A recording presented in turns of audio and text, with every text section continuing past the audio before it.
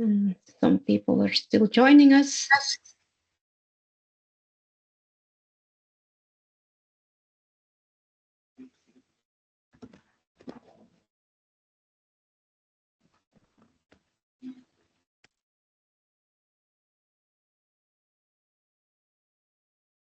So I will start, and if people come late, they can, of course, still enter the virtual room, and they can watch the recordings if they missed something. So I'm very happy to welcome you all to the second day of the SONATA online workshop on openEO and habitat mapping.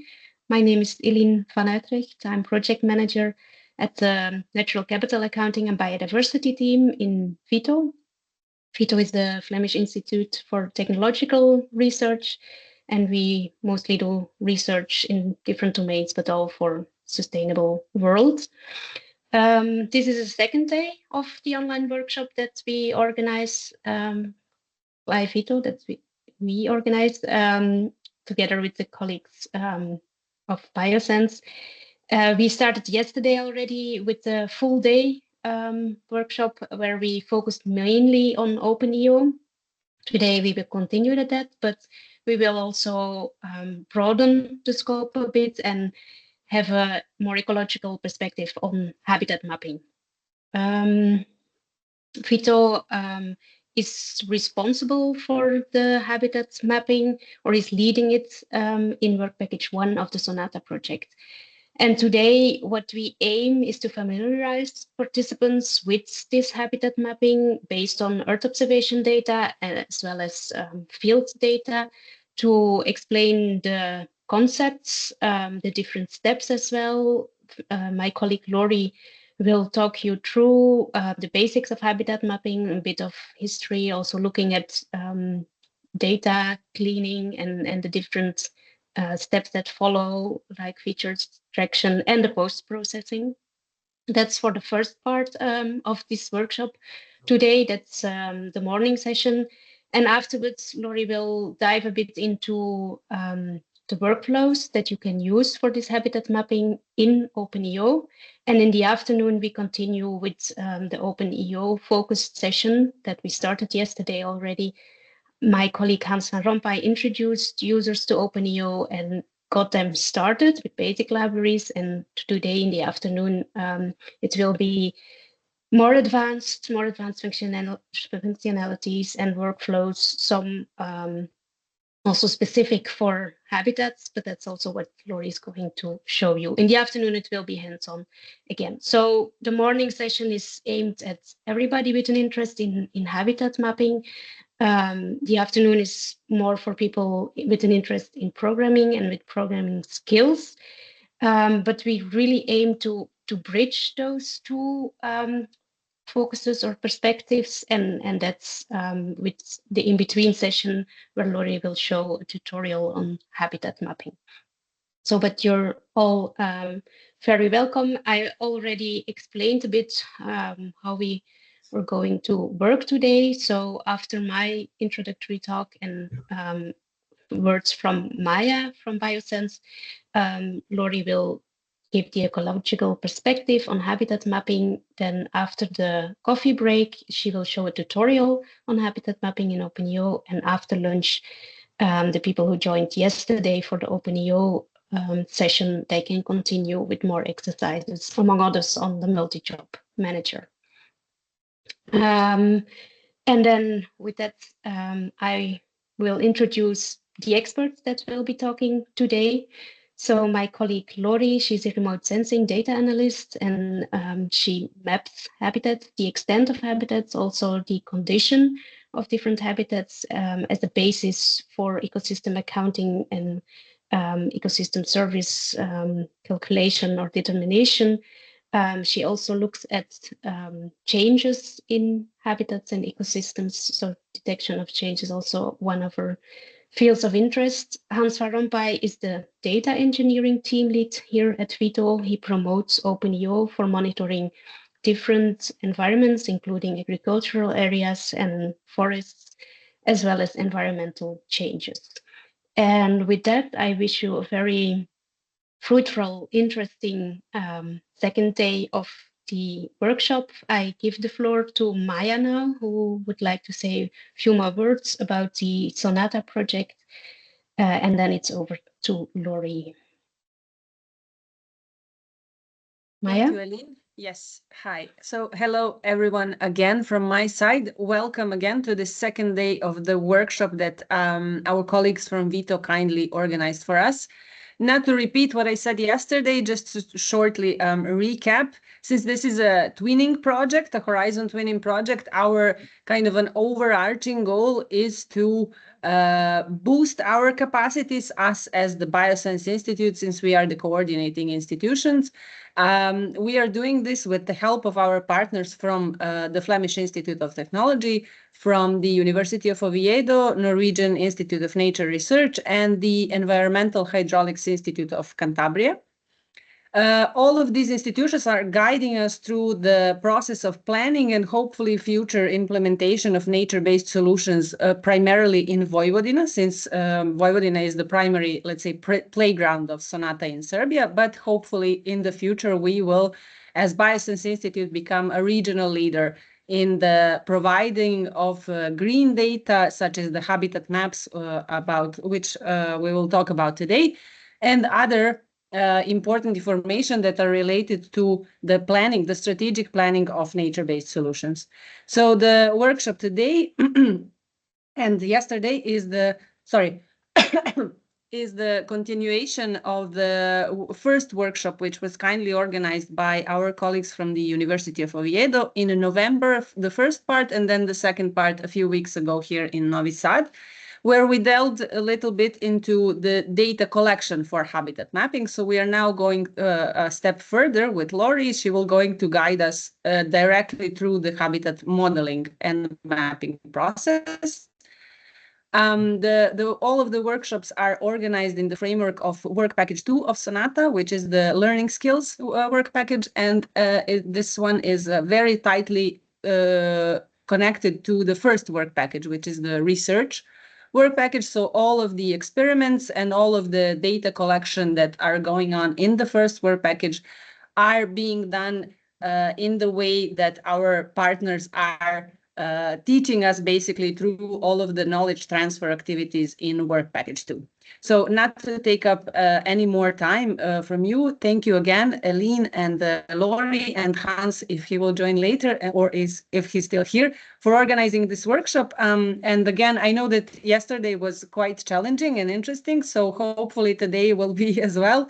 I feel a bit more at home with this first session that I am with what was done yesterday and what will be done today later. But I'm still very eager to hear everything. So thank you again and enjoy, everyone. Thank you. Okay.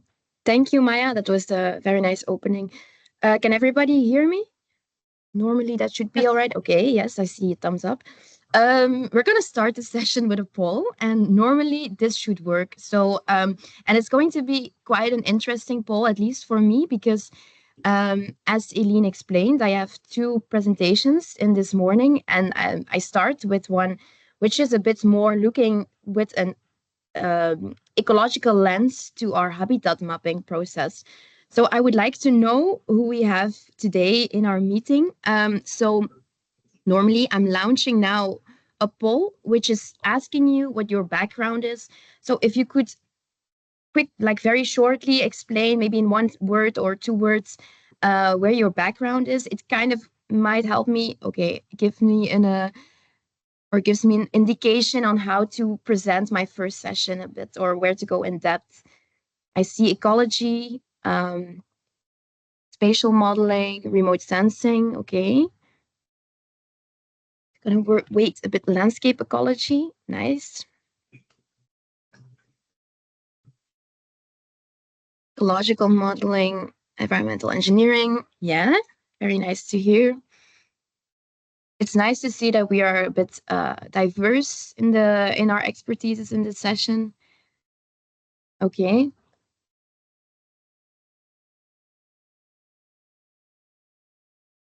I will wait a little bit more, and then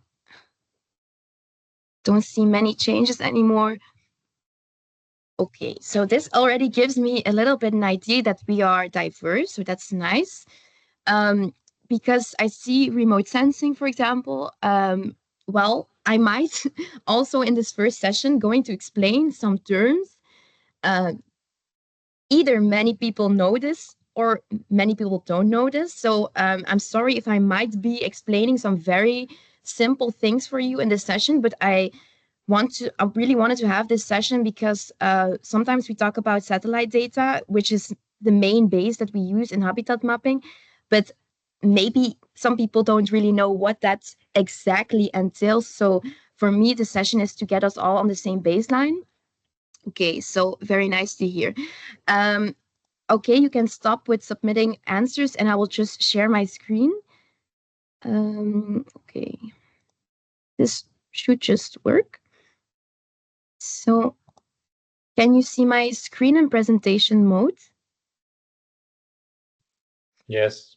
Yes. Okay, nice. Thank you. So during my session, I'm not sure if I can see. I don't think I'm going to be able to see when someone raises their hand to ask questions because I only see my screen right now. But if there is a pressing question, feel free to just turn up your mic and ask the question, because otherwise you might have to wait all the way until the end of the session. And but I guess we will have at the end some time for questions.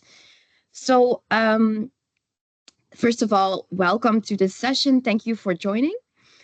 The outline of this session is going to have some different parts. So I want to talk about what is classification of the Earth's surface based on in situ data. What is it based on remote sensing data? What are some really important satellite remote sensing principles that I also really want everybody to understand? So it will be very very reasonable for everybody what we mean with habitat fingerprinting based on a feature data set. Because this is a difficult term, but it's easy if you understand it. Then what are different habitat classification typologies? What is training data collection? I guess many people are familiar with that, but still going to explain a bit how we, in our current workflow at VITO, how we proceed this process. What is mapping per biogeographical regions? What are biogeographical regions? And lastly, how do we do validation of the habitat map? So first of all, I already asked who is in the session, and it's very nice to hear that there are some ecologists, because there are some people that are more in the conservation area, because it's important today to talk about the principles of habitat mapping from both sides of the story. So that means people that are working in the fields, that it's really important to have that two-way of understanding, because if people in the field know what the modelers or the mappers that are doing all the computer work, what they need from data, then they will be more aware of what kind of data they have to provide and on what kind of things they have to pay attention when they are in the field. And on the other side, the mappers and the modelers, it's also not just a one-sided story, but we need to know or need to understand the complexity of in situ data, because sometimes we simplify things to model, and that's okay, but a model is never perfect, and trying to optimize it can only be done when we are really taking into account the complexity of data. And nature is complex, it is changing, it is not always the same.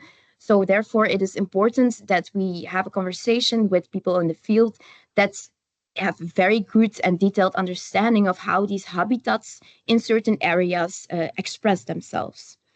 Now, I wanted to point out here that this has only been emphasized once more at the Biospace 25 conference. I was there a couple weeks ago. That was at the European Space Agency. So it was a conference really about seeing how can space agencies actually improve the biodiversity monitoring, so from space, so with satellites. And it was really interesting to be in every kind of workshop or breakout room.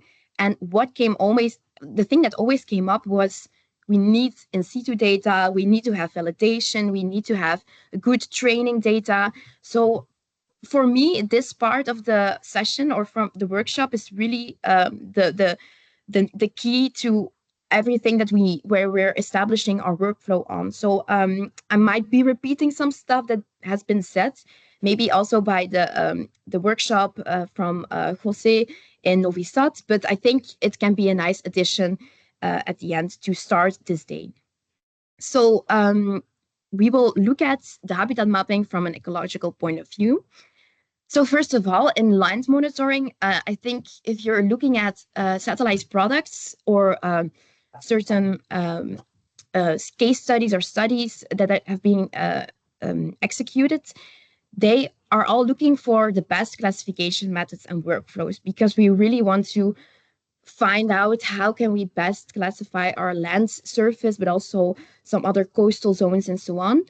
And the basis for these classification methods is the field validated plots that have an exact geolocation, so exact coordinates, which is accurate, with a kind of classification.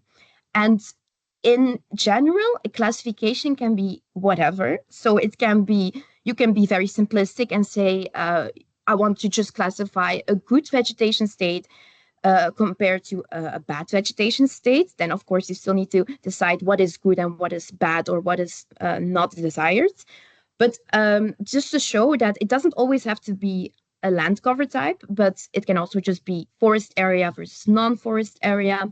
What kind of forest area do you want? But obviously, what we are doing in Sonata goes specific and more detailed, so also is more complex. We want to be able to classify habitat types and also on a quite detailed level. So I just listed here some of the habitat types at level 3 of the UNIS classification. I'm going to come back to UNIS a bit later, I think in the next coming slides a bit. Anyway, why is it important to map habitat types? Well, I'm sure most of you know, but anyway, just to fall back into repetition, but there is an important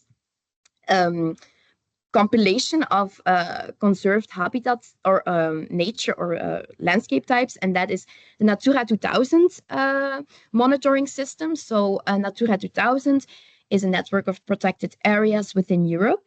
And here we want to try to conserve the very valuable and also threatened species and habitats.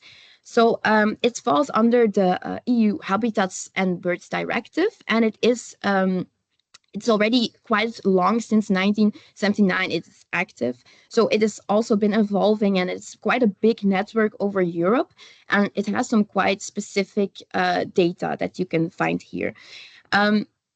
So obviously the Natura 2000 monitoring network already points out how important it is to be able to localize areas that we need for some protection and conservation, because these habitats are linked with ecosystem services, and also the habitats, they provide a habitat for certain species that we don't want to disappear all of a sudden because of habitat fragmentation and so on. Now, the habitats or the Natura 2000 sites, they are still being classified under the Annex 1 habitat typology. So here you can see that this is also a hierarchical way of classifying the habitat types. So you can see here how it kind of looks like, but I must say that there has been a little bit of a tendency to transfer or to go to a new kind of typology, which is the UNIS classification. This has been around for some time now. It had first a different version, so there has been 2 versions. There was an early version around 2010, 2012. But now there has been a revision of the UNIS classification, and this one is still ongoing. So it's definitely not yet a full typology system, because we are still missing some classes. For example, the vegetated man-made habitats, which are referring more to agricultural areas. They are still not full, or like not covered in their full diversity. Then also we see, for example, some peatlands and so on, or also the water, the inland surface waters are missing. There are still some classes that have to be added here, but it's under revision. So what you can see is that it's also a hierarchical system. It has up to 6 levels, and each level is becoming more detailed. We start very broadly with on level 1, we have the coastal habitats, we have grasslands, we have forests, and so on. And then on the second level, we go to already a more detailed level of classification. So this is a system, the European Nature Information System, that has been developed to create a harmonized classification system of habitats over whole of Europe, because it can be interesting on reporting policies that we can compare certain countries with each other in the way they are maybe conserving a kind of a type of habitats. Now, interrupting question. Yes.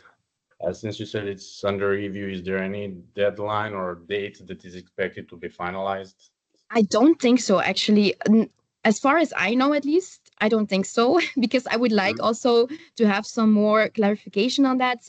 We are right now, sometimes you will also see that in our next, in the next presentation, or maybe at the end of this one, is that since it is not yet final, what we sometimes do when we're classifying maps is we just add some, for example, the inland surface waters.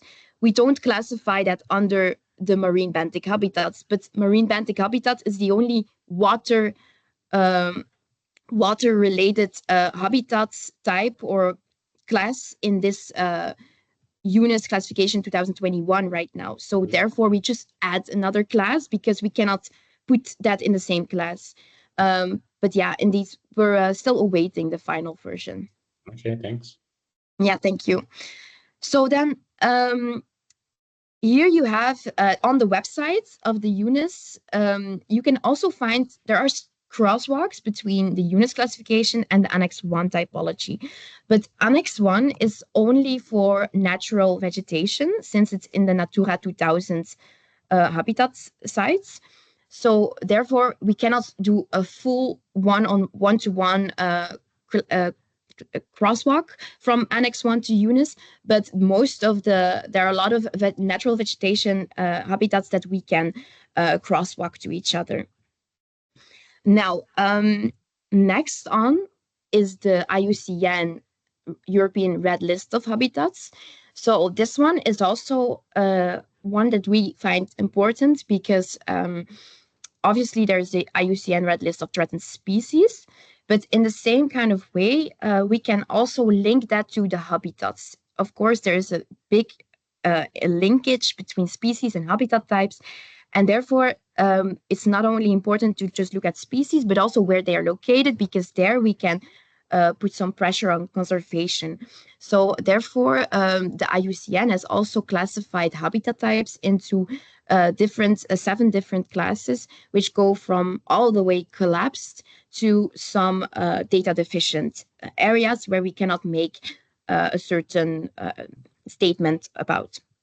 So I think this is often what we also use in our validation. It's not really a validation, but it's more like an evaluation step where we want to see what if we now have mapped our habitat types, where are the more red list type of habitats? Are they very abundant? Is there, for example, when we are doing a certain study for, let's say, a company that has some externalities that they maybe have on the so externalities means that they have kind of a certain ecosystem service that doesn't really have a good effect on nature, or maybe an effect that wasn't considered in the beginning. Maybe there are some like water areas that have been polluted. Then we need to know, is that also affecting these red list habitats because they need more conservation? Now, so this was a little bit introduction about why habitat typing is important. Now, let's go back to what classification is. So this is a basic concept, but still important if we're talking about mapping. So classification, we classify into classes, but what makes a class? A class is a set or category of things that have things in common, but also can be differentiated from other types.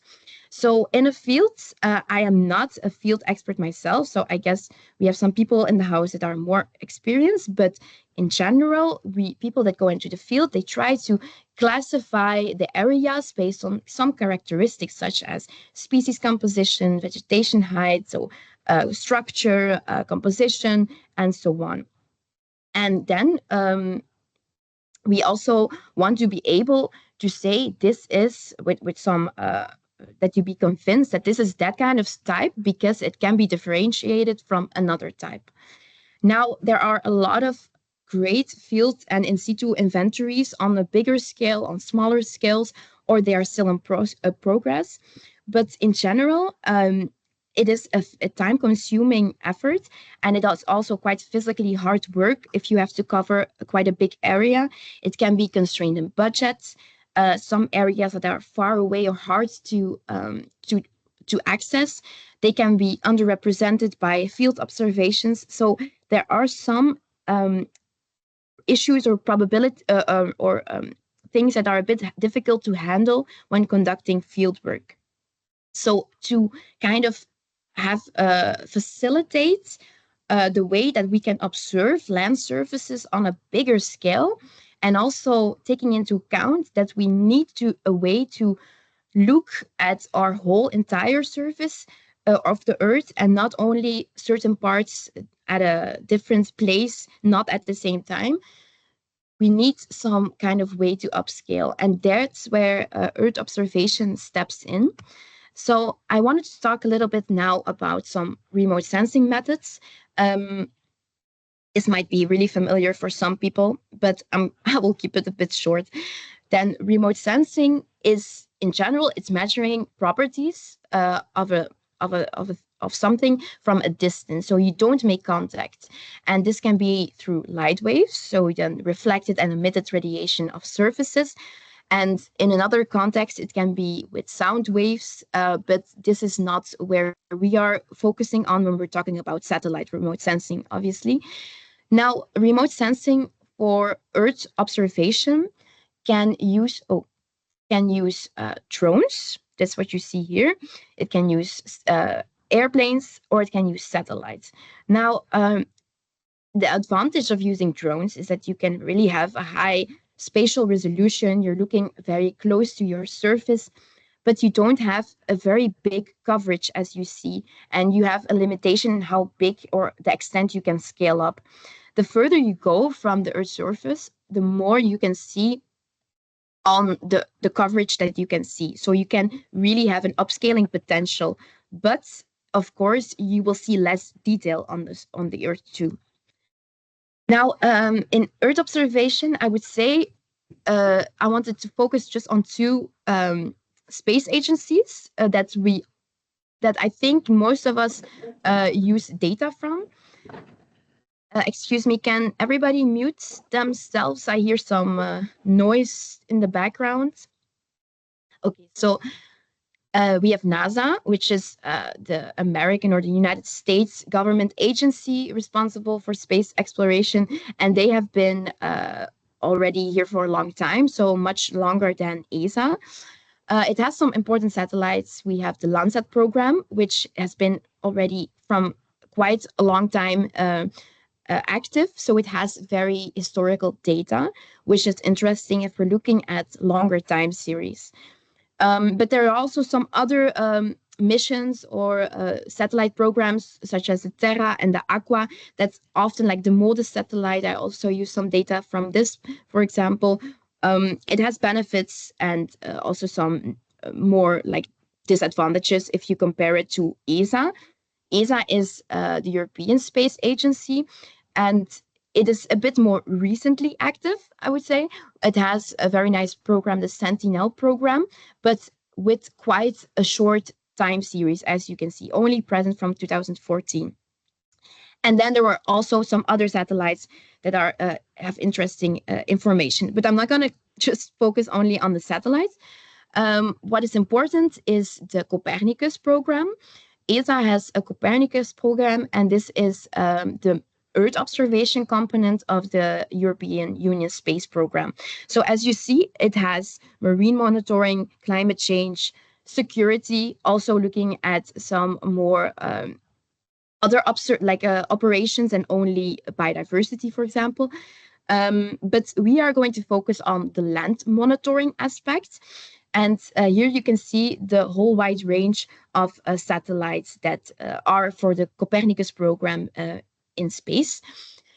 Now, I think the Copernicus Land Monitoring Service, the CLMS, is quite typical for ESA, because I just got acquainted with some people on the Biospace 25 conference from NASA, and they said, well, actually, NASA doesn't have that kind of land monitoring service, and it's quite nice that ESA has this, because the land monitoring service provides very typical products, like ready-to-use products in its portfolio.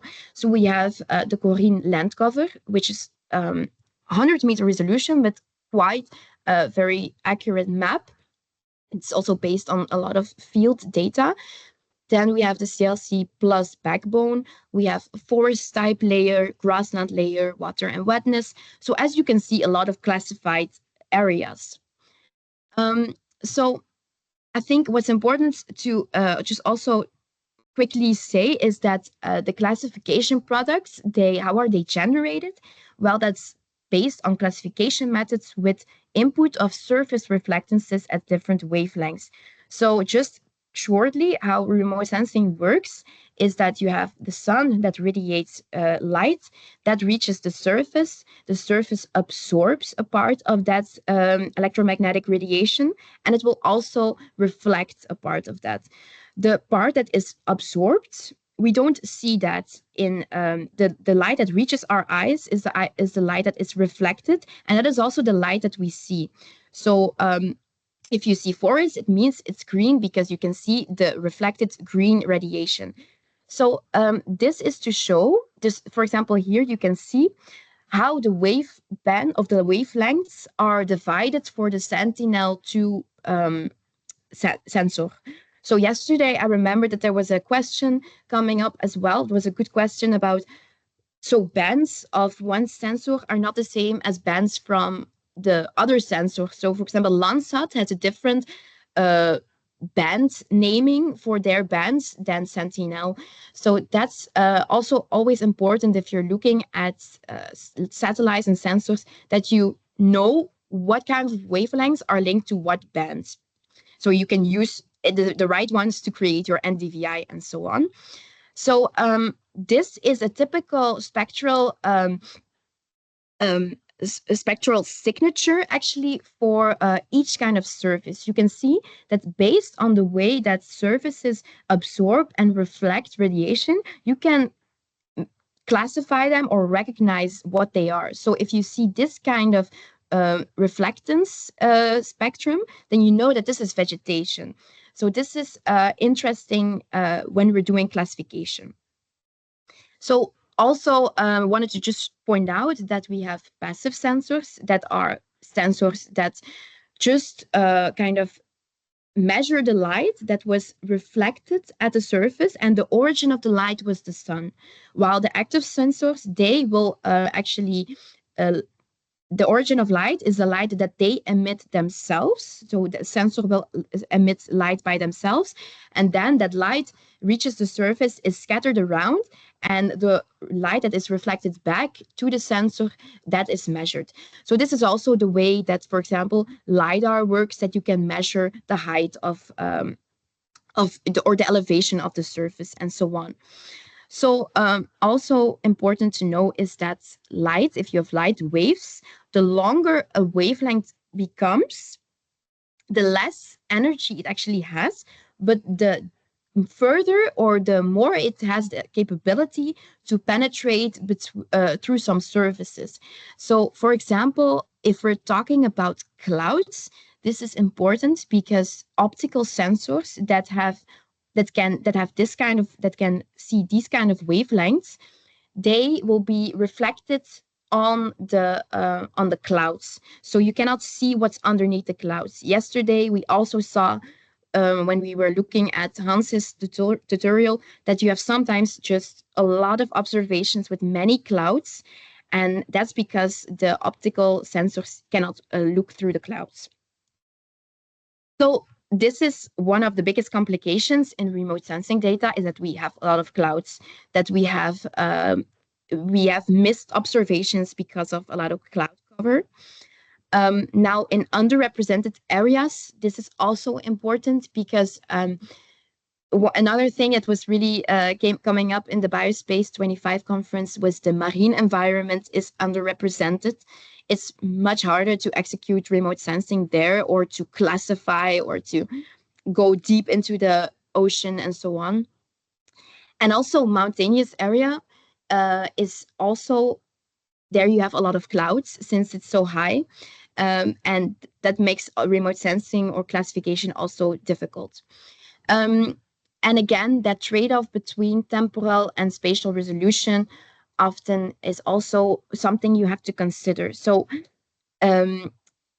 this is just to point out that there are complications to remote sensing data, and that when you're choosing input data for classification, it is always important to just know what are the limitations, where are we already losing some accurateness, or where are already some errors occurring.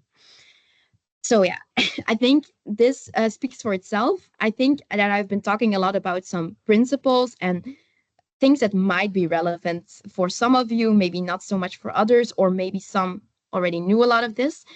But still, I wanted to explain it to come to this part, because for ecologists, I think, or for people maybe that are in the session, that are going into the field to collect training data, it is, for me as a remote sensing researcher, interesting to let you know what we actually mean with a feature set per habitat type. So this is habitat fingerprinting. So a natural habitat has the definition of terrestrial or aquatic areas distinguished by geographic, abiotic, and biotic features, whether entirely natural or semi-natural. So this already indicates when we're looking, or we want to classify habitats, we need information about the geographic, the abiotic, and biotic features that characterize these types.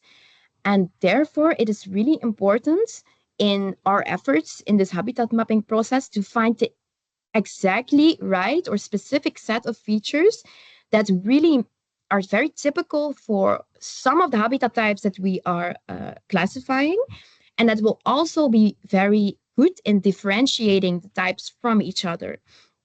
And I think that the knowledge from field experts or ecologists and so on is really important to take into account here, because we need to have knowledge about what is your opinion on what differentiates this type of habitat from the other one. So now, to make the link to what is training data, when you are going into the field, it has already been explained in the last workshop, I think, in Novi Sad, very in detail probably, that when you go into the field, you try to localize the types of, or collect field observations of all these habitat types that you want to classify. And this will be with a geolocation, so it has a longitude and latitude. And then you want to classify this particular coordination to a habitat type. Now, for the spatial maps, for the habitat mapping process, we currently have a set of features. So we have the biophysical features, which are also containing a lot of information about the environment, like what kind of soil organic carbon content has this location, which climates, which kind of precipitation, annual precipitation, and so on. We also know some things about the growing season, the length of the growing season, the amplitudes, and so on. Then topographic features, altitude, slope. Then we used remote sensing reflectances, just like I just showed these band reflectances in different wavelengths. We also make products like NDVI, EVI, NDWI. We look at time series, then we check some parameters for these time series. And we also use contextual features. Contextual features just means it has the word context in it, just meaning we don't only look at one pixel, but we look at also some area that is around the pixel to maybe for some habitat types, they always come close in the neighborhood of some other type. For example, riparian forest is always quite close to water. So therefore, we need to just also look at what is happening around it. And then all these maps are kind of gathered, as you see here, in data cubes.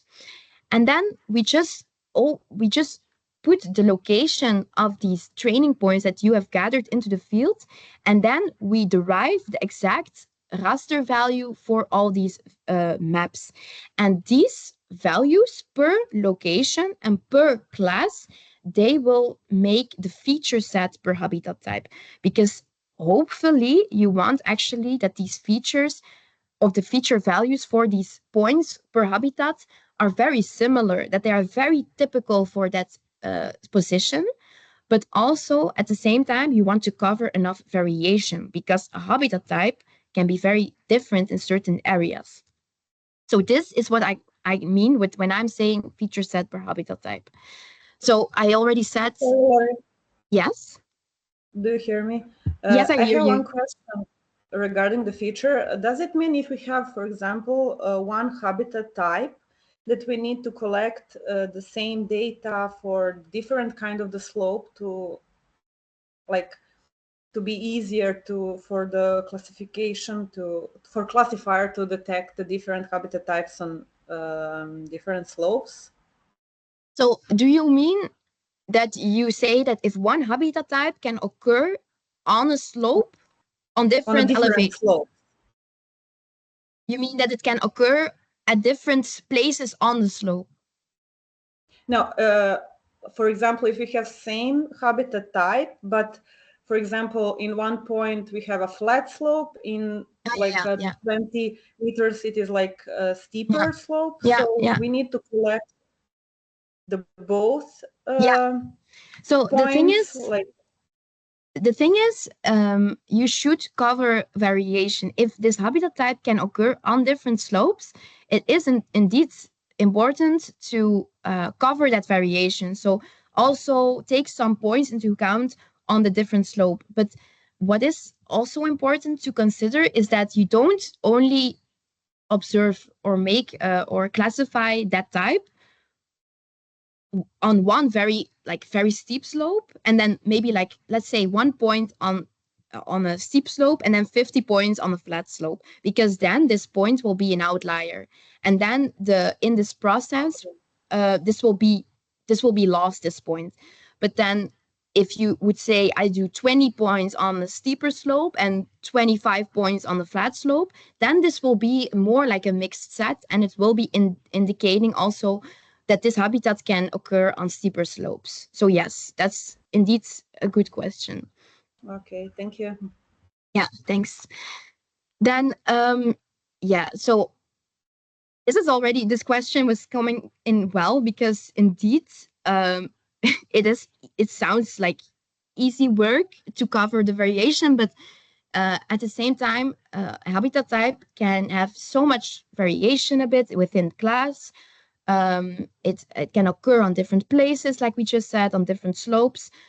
And sometimes these factors can have subtle influences on the response of a feature. So, but at the same time, it can also have a big influence. For example, maybe the habitat type has a different expression on the higher slope.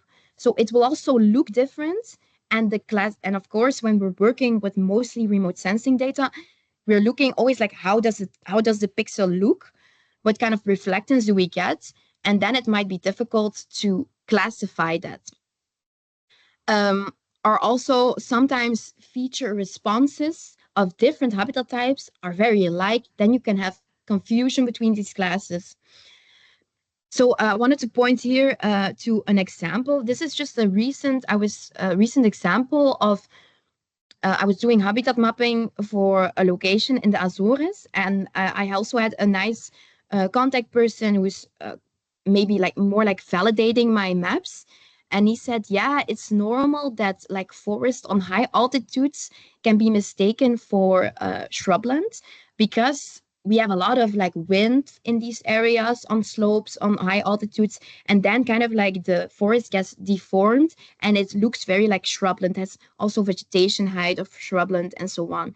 So this is just an example for you field experts to just think about when you're going into the field and try to classify areas, that you can already think, yeah, well, if they're going to use these features, then they might mistake these types for each other.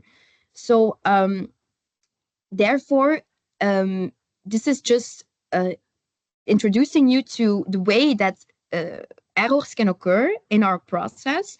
Therefore, we need very good, accurate training data. So we need to have enough training points per habitat class that cover the within class variation. And also, we need to have points that have a convincing classification. So you have to go into the field and be like, okay, this is definitely, this is very convincing that this is this type of classification. It should also be in a good state. So if you are like, oh yeah, this is not the best area to collect my training points, but yeah, I need training points. Yeah, then it might be leading also to already some confusion with some other classes. There has to be some distance between the points, and that is mainly important from the remote sensing point of view, because when we're working with satellite data, we're working at very large distances from the Earth's surface. So coordinate system is really important, that we have accurate coordinates, but also they have to be far enough from each other, because otherwise they might be too close, that the pixels that we get from the remote sensing data, they might be linked in a way to each other, because there are some other, like there are all like some technical stuff going on in the sensors of satellites that can lead to some spatial autocorrelation between pixels that are close to each other. Then we also need to have that feature set that characterizes the typical state of the habitat. So I think this is from me a call to you guys. Think about that list of habitat types that you provided us that occurs in Vojvodina or Serbia, and think about the classes that might be very hard to distinguish from each other, and maybe which kind of features we could add or think about to implement in our habitat mapping workflow to improve this mapping. And we see also like peatlands, grasslands are still also some difficult classes to classify. One question regarding these labels generally, like for example, agriculture, when we do this in situ data collection, typically this is valid for that single year or even half a year if there are like crop rotation or some, or if there are like 2 crops per year. But regarding habitat mapping, how long is this label, well, in situ data valid for like a couple of years? Is there like some standard procedure how often you should revise? Well, in general, I would say yearly revision, but this is not always feasible, of course, because it's also difficult, right? Because we have satellite data, but processing is, sometimes this data is only available after a year or something. So it's not, when satellite data is it still has to be processed, it has to be made, the collection still has to be made available.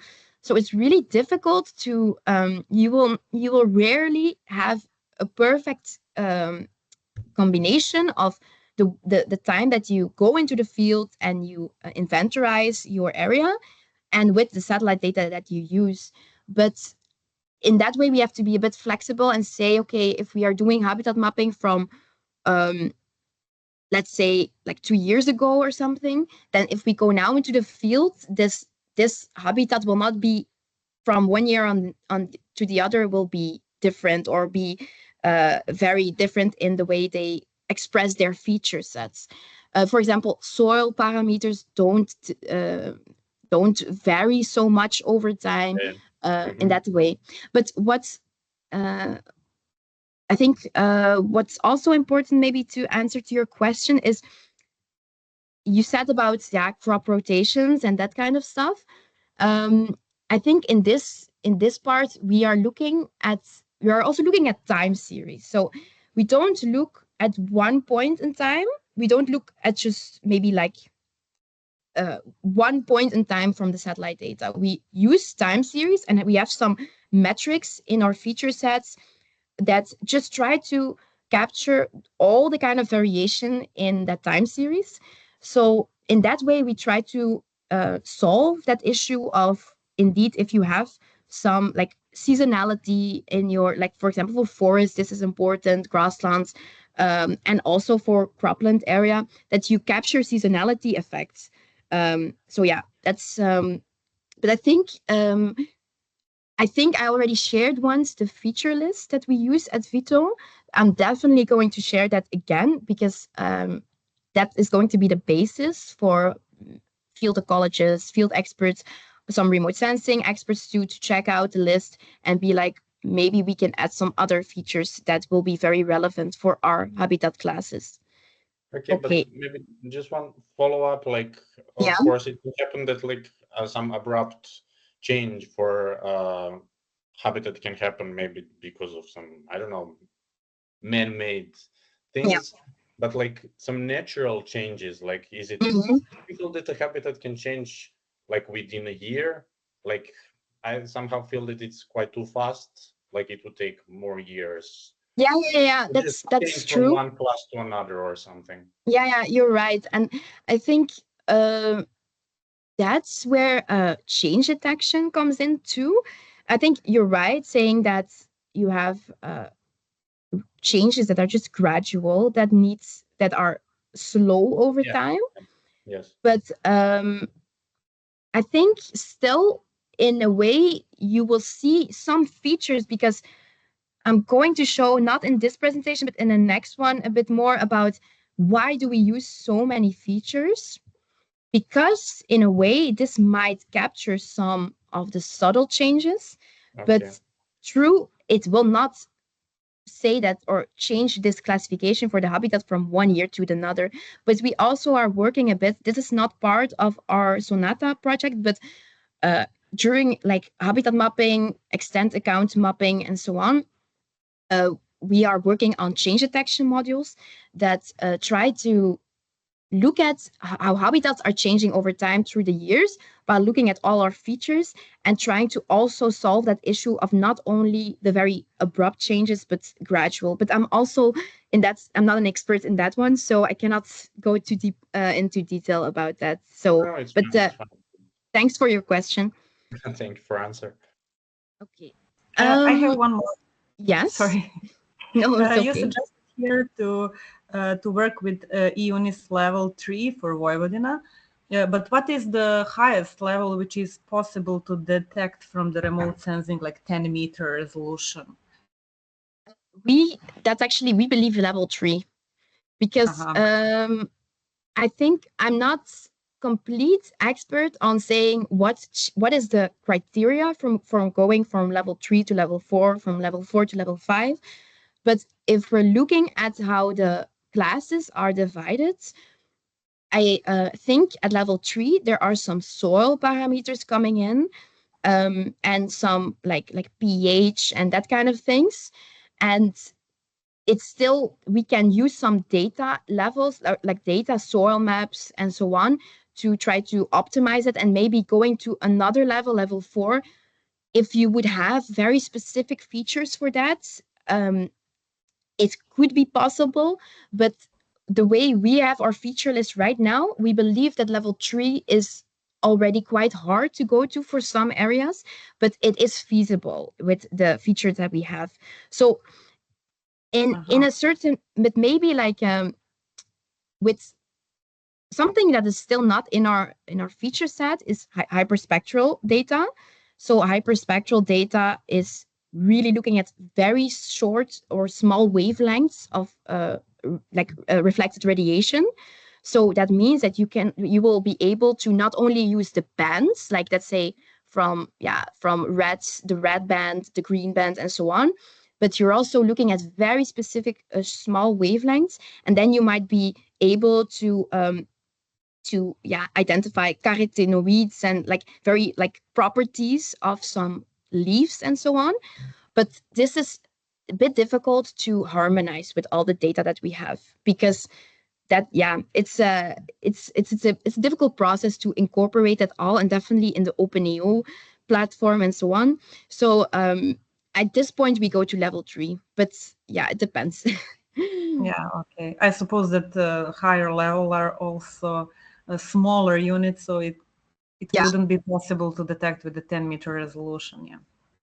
It depends, I think, but it's true that on level you also have to be considerate about how big is the area that you want to map. You would also be able to say 10 meters is already quite small for a habitat.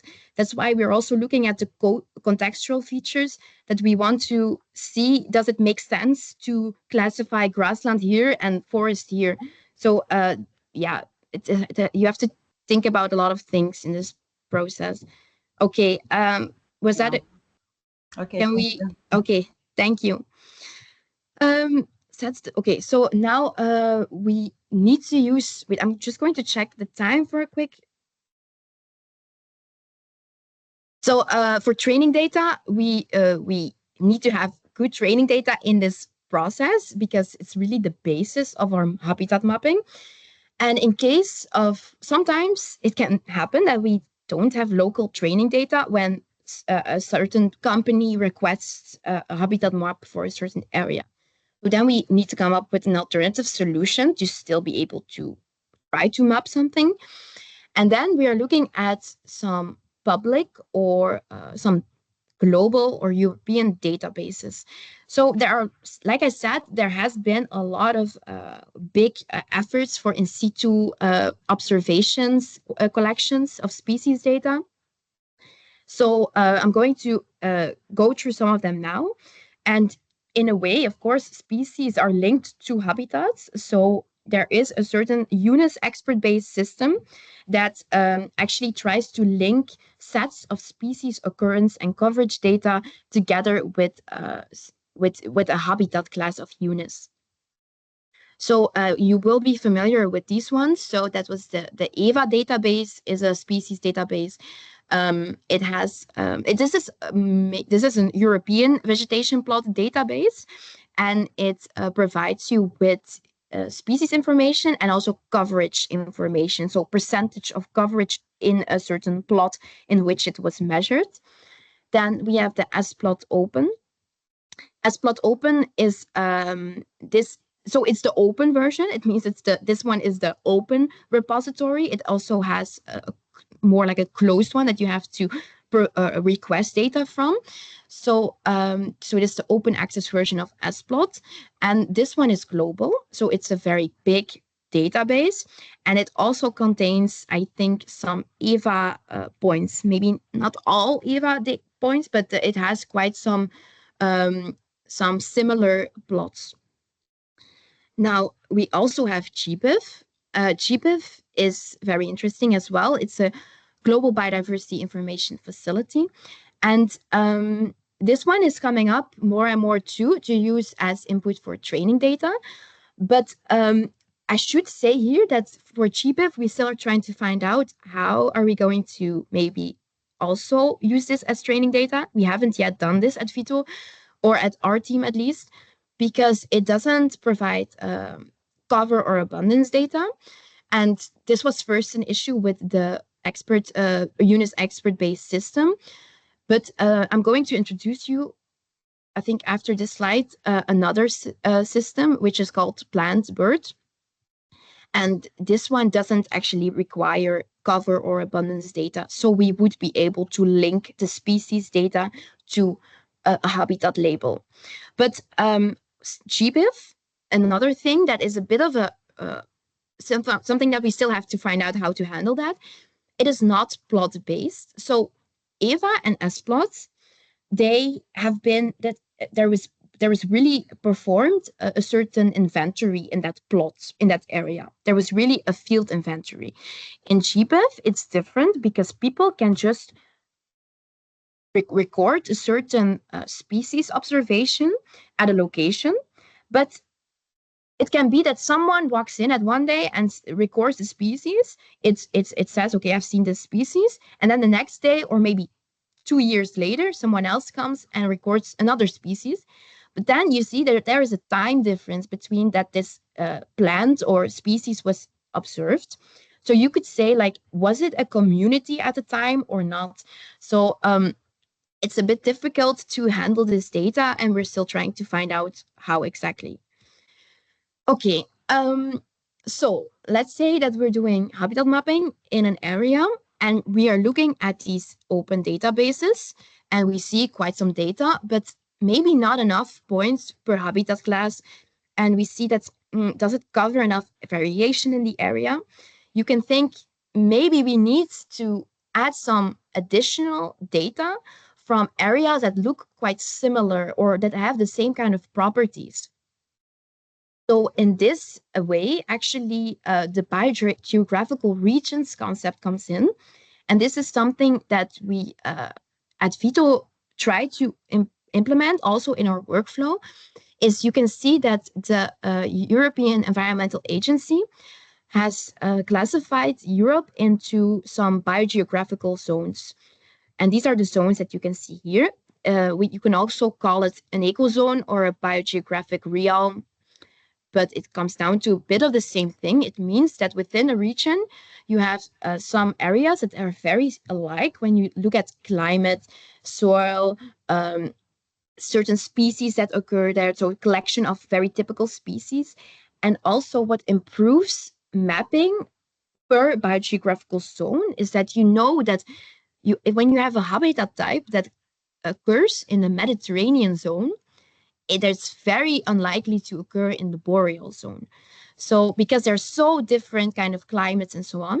So when you are doing mapping, you don't want to map all the, how should I say that? So if you have the list of full habitats for all of these areas, it will increase an error if you will try to implement mapping for the entire area when using all kinds of habitat classes.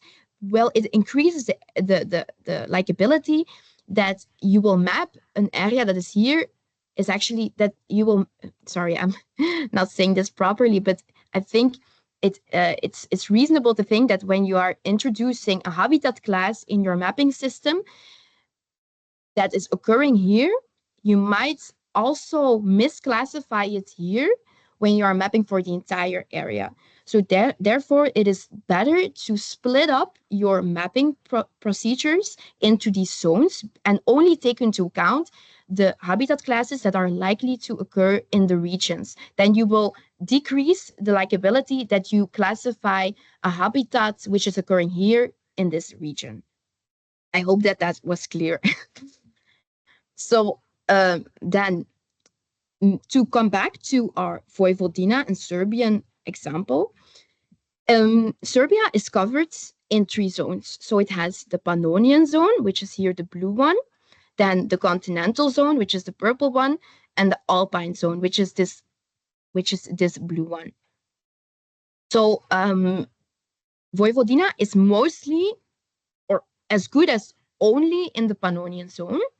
But for this preliminary habitat map, we might also be able to add some information from all these points in the Pannonian zone instead of only the points that are occurring here if we are looking at EVA or SPLOT, because it might be that the points are not covering enough of the classes in this region, and it might be interesting to look at how many extra points can we retrieve from the entire Pannonian zone for habitat mapping. And by doing that, by increasing your amount of training data, you can increase the predictive power, increase accuracy, and also try to reduce overfitting, because there might be, from the most dominating habitat types in this Vojvodina region, there might be a lot of training points, and for the rare classes there might be like a very small set of training points. But by increasing the amount of points for the rare classes, you try to reduce overfitting of the dominant classes. Sorry, Lori. Yeah. One more question. Sorry, I'm not familiar with EVA database, but does it mean that we can find the points like with the geo coordinate for each habitat type? I mean, EVA database have a geolocation in. So it's going to be like I think the EVA data. I think I heard from Tiana that the EVA database that we requested is also received, so that is very nice, and we will be able to see which locations do we have, which habitat type is linked to the EVA set of points, and then we will see if we have enough points per class, because we also have a list of the classes that occur in Vojvodina and Serbia. So this is going to be interesting. I don't know if that really answers your question, but we will be able, to link the EVA point to the class, and hopefully it's going to be enough points that we have. And otherwise, we might also have to add some splot open points to increase the number of points. Okay. I'm just curious, is it possible to see some shape file of the EVA classes for the Vojvodina region? That's it. There's not going to be a shape file. I think it's going to be point locations. Yeah. Okay. This is going to be a little bit referring to the next session, in which I'm going to go through all the steps from training data collection until validation of the map. And when I say training data collection, I don't mean in field, but based on these open databases. At VITO, we did this whole procedure for 6 zones, but as you can see, the Pannonian zone is not yet in it. So in my tutorial, in the next presentation, I'm going to actually not apply it on the Pannonian zone, but on a zone that we already executed, which is the continental. And I search for just an area on the continental that is very close to, it was somewhere here that is very close to the Vojvodina region, but just to show what comes out of that.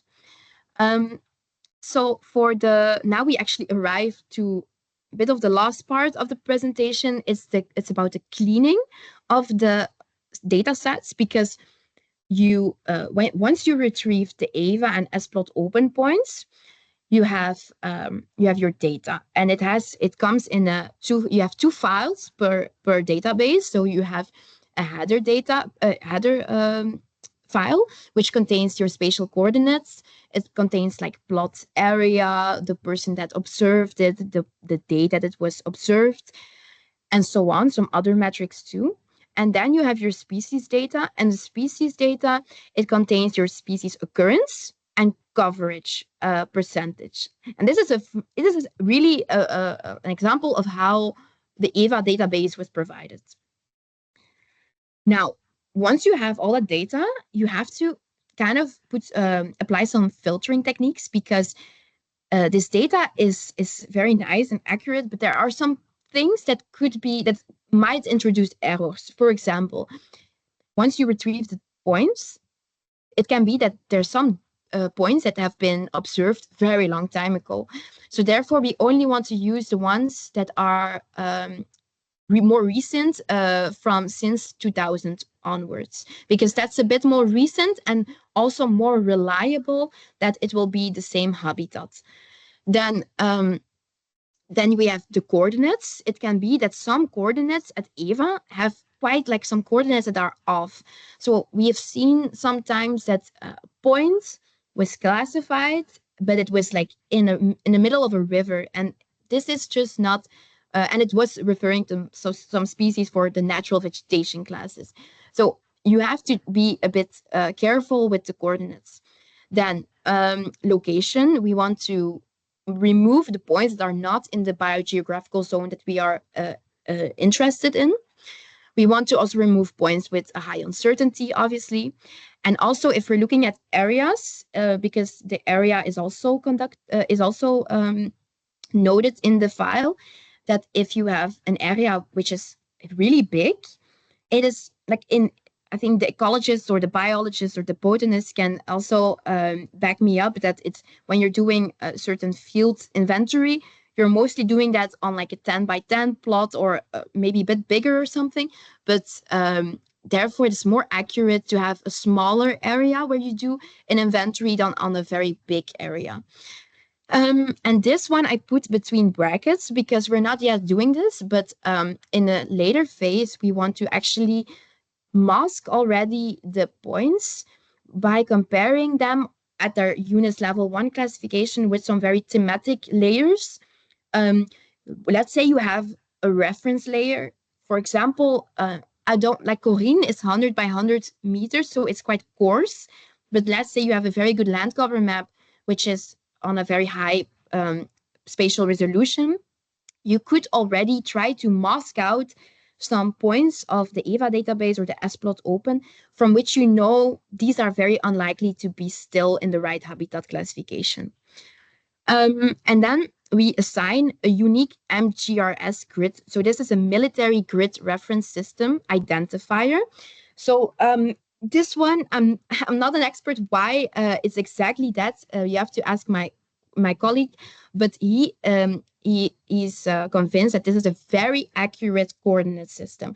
And you will only have per point that occurs, you have one ID. So it can never be really, it can never be overlapping. So if we have points that are that have the same coordinate or same location, we will also delete those because we don't want to have overlapping MGRS IDs. Okay, now I already touched upon plant bird a bit earlier, but this is a system that a colleague of mine has used to link the EVA and splot species data and coverage data to a UNIS habitat classification. It is a very recent system or recent method. I linked here the GitHub. I'm also going to provide you these slides so you will be able to access it. It is a very nice tutorial in the way he describes how you have to handle the data and how you can link it to the species data. So I'm not going to go over that or repeat it.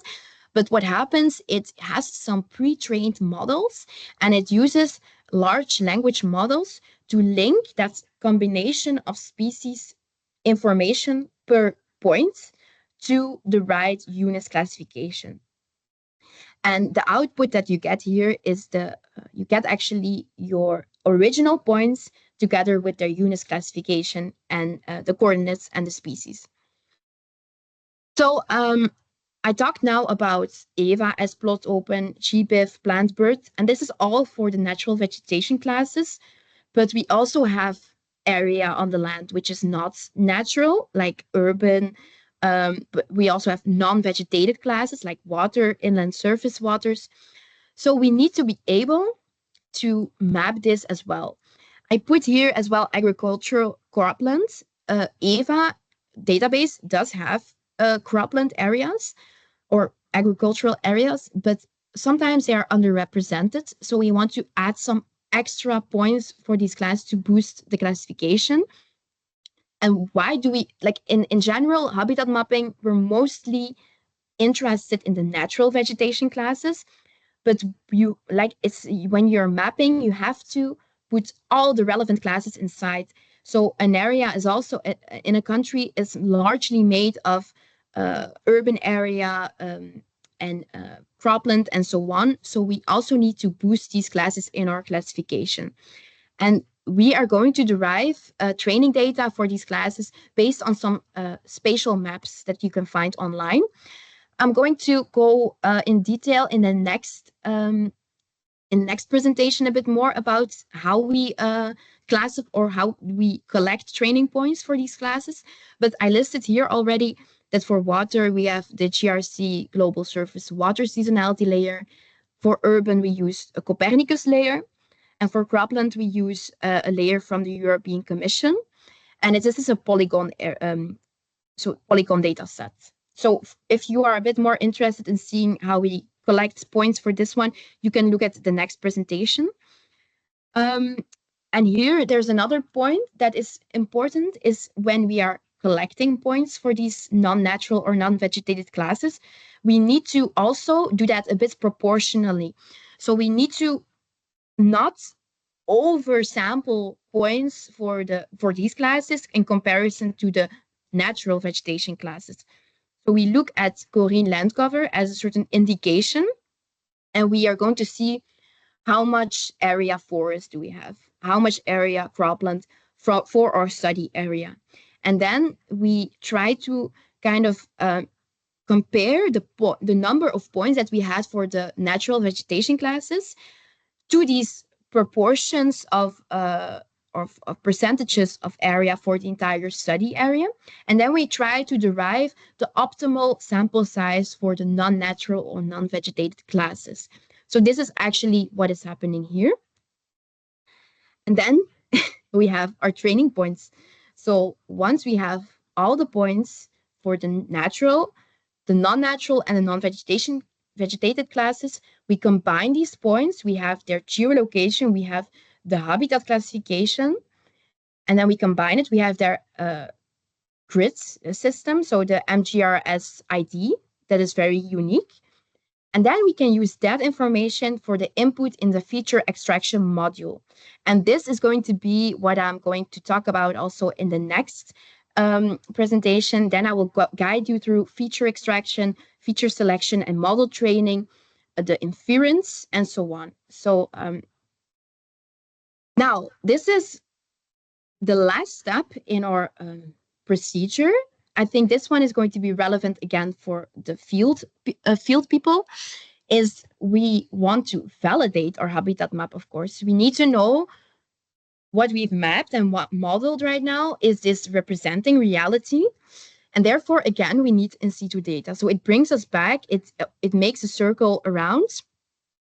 So there are two options that I listed here. So either you look at an independent set of validation points that are not collected at the same locations of your training data. They have to be a bit scattered over other locations too. And then for these points, you will look at what the map predicts and what the actual label was that you classified in the field. And then you can derive your own kind of confusion matrix. This is a confusion matrix. And by summing up all these ones on a diagonal and then summing up the entire points that you have here. So this is a normalized confusion matrix, by the way. It's just more indicative. It will say like, okay, we have a very good accuracy for coastal areas, a very good accuracy like for urban area and so on. But if this was the original one with the numbers not normalized, then you could sum up the diagonal and divide that by the total sum of numbers in your confusion matrix, and then you would have the map accuracy.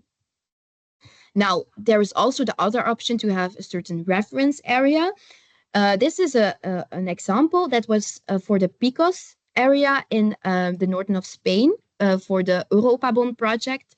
Here we looked at a very nice validation map that we got and then checked out how did our habitat map predict the classification in this area. And then you can also look at more area-wise comparison. You can sum up the amount of area. Yeah. So this is how the circle goes round. So this is a kind of what I tried to compilate in my presentation, was that there's no habitat mapping without the field campaigns. It's remote sensing will never be able to replace that because there are still like errors, complications in remote sensing data. But we need remote sensing to upscale and to be able to predict faster at a faster pace and so on. But the field data is essential for increasing the accuracy of our maps. So this was also an attempt to try to get us on the same basis on the way what we understand about feature data sets, and also to try to inform you that we need some information about which habitat types are difficult to distinguish from each other and so on. So I think this is the end of my presentation. I've been talking for a long time, but thank you for your attention. And if there are still some other questions, you can still ask me. I have a question. Yes. So if I understood correctly, when you talked about the making a balance between sampling the cropland and the forest and different habitat types, did I understand correctly that you said that based on the model that will come out from the EVA database, you will be able to give us a rough or a precise, I'm not sure, number of the sampling points that we will need to cover, or did I miss something? No, that was not exactly what I meant. So, but I do understand what you mean a bit, because we are going to do with the EVA database, we're going to make a preliminary habitat map. But that's because we don't have yet the data of the habitat classes for the natural classes from the field campaign, because that one is still to be executed. Yeah. But always when we're doing when we're working with EVA, we also need to add the non-natural classes to our classification. So the Corine land cover layer will just help us in indicating how much area in our study area in the Vojvodina region is natural classes, how much is urban, how much. So that will just be for an indication of knowing how much, if we have so many training points from the EVA database, and in proportion we have that amount of area for the natural classes, how much points do we then have to sample for the urban classes to keep it a bit balanced? Okay. So, but you have a point with saying that the preliminary habitat map will be also interesting to check out when we're doing already kind of a validation to see what kind of classes are hard to map.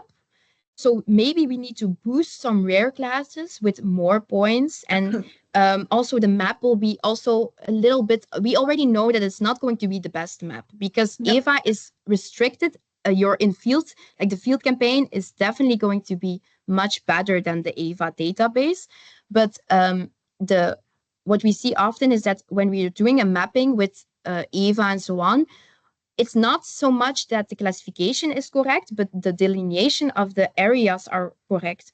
So it can help the field team to maybe guide a little bit in the field and see if we want to go to, we have a very big area here of that habitat, maybe we have to go a bit further there, or so it's trying to give an indication. Thank you, Lori. Great presentation, by the way. Oh, thank you. Are there still other questions? Well, yes, I would have a couple, if I may. Yes.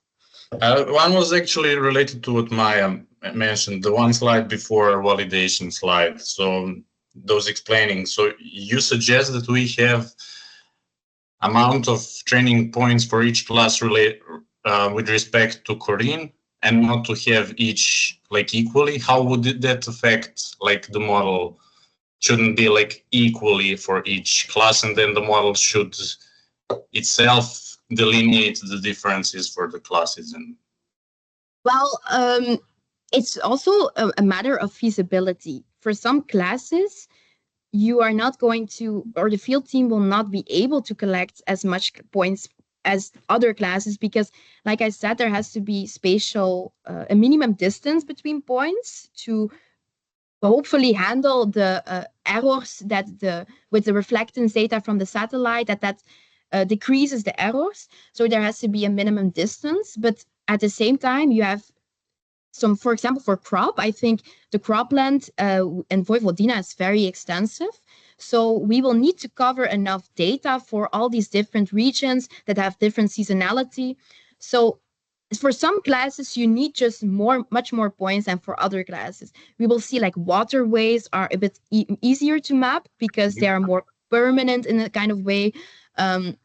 So it is not necessary to have a similar amount of points per class. and it's also not going to be feasible to have that. Okay. But okay. yeah, but it's true, like this point what you're saying, it's one of still a working point for us too, finding out what is the best way to add a sample size to classes, because we see that that is a very important thing in our in the way we map. But I think when the field team will be able to just collect as many points as they can for the classes, we can do some experiments, try to use that sample size for the first run, and then maybe do another run with another sample size. So yeah. Okay, I have a few more. Just 1 second. So you were mentioning about, I think, EVA or other data sets that you have like these plots labeled. Do you have the same like points plots in different years, or like every year is a different? Because that's just a follow-up to what I asked previously. How do they change? Yeah. So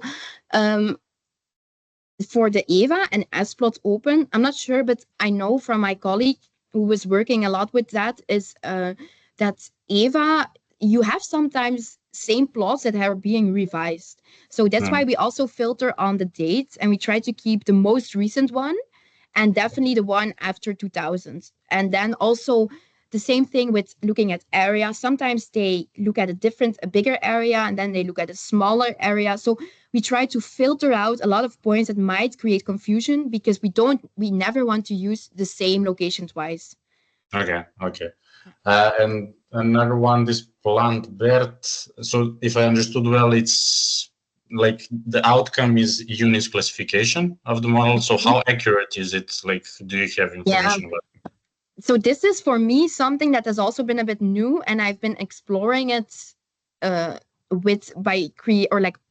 preparing this presentation and my next one. So I'm not an expert. I think also for that one, I give you the contact information of my colleague, but I know that it's been based on also a lot of input models by pre-training the models based on different combination of indicator species and so on that are linked to a UNIS habitat. And also EVA comes as well with the UNIS label of the expert-based system. So you can compare what comes out of plant birds with what was originally classified by EVA itself. So this is something you can try to, you can see, does it match? When doesn't it match? Are there just like some points that doesn't match? But I've not really been experimenting with that myself. Yeah. Okay. And the last one, going back further. So those changes, like I think Miriam asked about the levels and of UNIS classification, like when habitat is changing, like is it changing within the one, for example, level 2, like changing from one class to another, or it can just jump from different level 1, I don't know, classification labels? That's a good one. It's an interesting question. I think it depends. I think you were the one that asked about like gradual and abrupt changes. Yes. So I think that is an important factor. Like in what's, is it gradual? Then I think it might change a bit more within classes. But if it's abrupt, more within the UNIS level 1. But also we are doing a hierarchical mapping. I haven't really expressed that right now, but in the next presentation I'm going to. So we do a hierarchical mapping procedure. So it means that we create maps that are level 1 only, level 2 only, and level 3 only. And we always, when we're making models per level 2 and level 3 class, these maps are merged in the level 1. So if things are changing on level 1, then this will have an effect on how level 2 is classified and so on.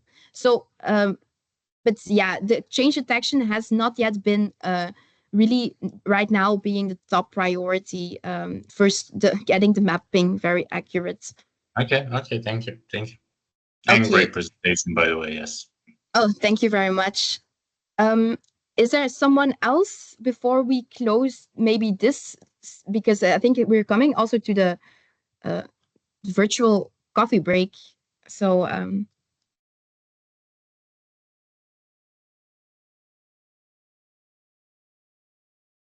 I think then there's no question anymore. So maybe let's take like 15 minutes come back like around 11:15, and then I will give you my next presentation. Okay, well, see you in a bit then. Bye. See you. See ya. See you.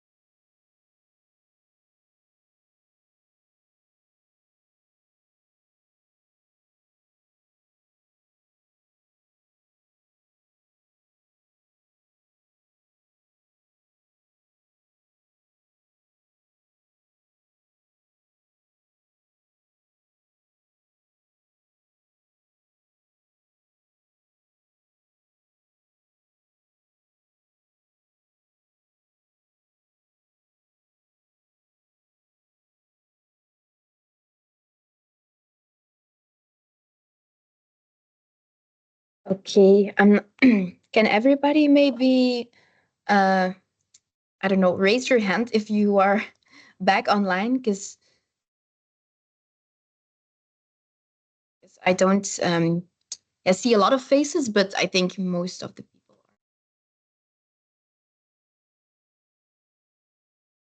are. I hope we didn't lose too many people from the first round, but I don't think so. Nice. Lori, can I just ask something? I'm sorry, it's Tessa here. I'm just holding mic. I was just going to join for part 1. Is this the end of part 1 now? Or are we still going on? I'm not technical at all. So for me, part is not for me. Yeah, I understand. Yeah, so my presentation from the first one, the earlier one is finished, and now I will be indeed going more into like technical, like codes and stuff. So I think it's not really that maybe interesting for you to follow. If you, this is going to be also just applicable, like referring back to some parts we saw yesterday in the openEO workshop. So it's okay to leave if you are not yet. That was a really great presentation. Very pedagogic. Yeah, no worries. Thanks a lot. All right, thanks a lot. Yeah, thanks. So yeah, indeed, I think this next, I think I'm going to yeah, Maya, did you want to say something? Or yeah, sorry, one question. I have in my calendar a different link for the session that starts 10:30. So are we staying in this link, and are we switching later to the other link, or no? I will explain. This is Eileen. She sent out the invitation. It's the same link, but she did 2 different blocks because she thought maybe the people that were joining in the first round, that were more like the field experts or ecologists and so on, they might not like want to like block their full day if they are not interested in the more technical stuff. So that's why we have these 2 different blocks, but it's the same link. So the people that join with the other link should also be in this group right now. Okay, then I think I'm going to start. So I'm going to go through. I'm going to share my screen. Thanks. I still see, Megan, you have your hand raised. Is this because of my first question, or are you having a question? Okay. No, sorry. No worries. Okay, I'm going to share my screen then. So this next presentation that I'm giving is, so we had the first one, which is really focusing on having that same language for everyone and making it very clear what a feature data set per habitat type is, what kind of training data we can use for inputs in our habitat mapping workflow. But now that I'm in this next one, it's really going to be kind of a tutorial. Like I would show you what I would usually, the steps that I usually would do if I'm going from the beginning, the training data collection, all the way until the end, the validation of the map. And it's going to be with use of the openEO language and platform that we seen yesterday. So if I'm gonna show you snippets of code, and in these snippets, you will recognize things that you've done yesterday and things that you've seen in the Getting Started with openEO workshop of Hans and so on. So first of all, welcome to the session for the ones that maybe are joining only now. So I'm going to start with introducing some Git repositories that we have. So the first one is the AO processing Git repository. This one is the repository for Earth observation data processing pipelines in openEO. It facilitates working with AO data processing, so creating of all these different like feature sets and so on, or maybe like do some block processing operations and so on for our jobs. It is a public repository, so it means that everyone can access it, but it's still like an ongoing process. The habitat mapping Git repository is the one where we have most of the pipelines that we're executing for the habitat mapping process. This one is currently still private, but this one is going to be shared with the users in Sonata case and the ones that are going to work with us in executing the workflow for the Vojvodina region and so on. And then we have the model training Git repository. This one is containing still some elements or scripts that are referring to feature selection and habitat model training, because we are currently still doing this offline, so not in openEO, and it has to do with some complications of running iterative approaches in openEO. Because it's an iterative approach, the model training, we try to look for the best model possible. So that's why we are doing this still offline. And it's private, but it's supposed to be when it's going to be optimized, and we're going to merge this in the habitat mapping and EO processing pipelines or Git repositories. You are going to see sometimes in the next slide that I have, you're going to see that I refer to A, B, or C, and that is just meaning that this kind of code is you can retrieve that in these repositories. Okay, so I want to also introduce some extra information about the people that wrote this code. Have been working on it for a long time. There are some copyrights and some license and restrictions that have to be involved in this as well, because so the work has been developed since 2021. There are some developers. We have also Marcel Buchhorn today with us in this meeting. So he is the main developer of our habitat mapping pipeline. He's doing a lot of the work of transferring the code that we have in openEO. And you're going to see all these snippets and visualizations, and we want to make sure that you also just are aware of that there are some author rights here. So if you want to reshare, or if you want to use the code or share it or use it in publications, then it has to also be with some citation of the authors. And if you access the Git repositories, there's always this authors.rsc file where you can see which are the authors that have to be cited for this work. And maybe just shortly, since our main developer, Dr. Marcel Buchhorn, is here as well today, I think I'm going to guide you through the code today, but if there are very technical questions about the code, running it in openEO, or what you might not understand, it's mainly, I think, questions that he will be answering. You can send an email, or we can ask maybe at the end of the session. I would say if you have questions during the session, if you have questions for me, try to just raise your voice and ask me. If you have very technical, specific questions that are pressing, then I would suggest that you write them down, and we go through them maybe at the end of the session, and we can ask with Marcel if he steps in to kind of like do some question rounds. So this is a very familiar image right now. It's by now, so it's the way we have built the building blocks for our habitat mapping framework, and not to forget the habitat training data collection and also the evaluation process. So if we look further, we see that all these modules have certain deeper steps that are involved, and that we will be guiding or diving a little bit further into today. So I'm going to guide you through this process, and also with snippets of the code so you can see what's happening. So first of all, yesterday morning, I already tried to say a little bit why we are using openEO in the habitat mapping.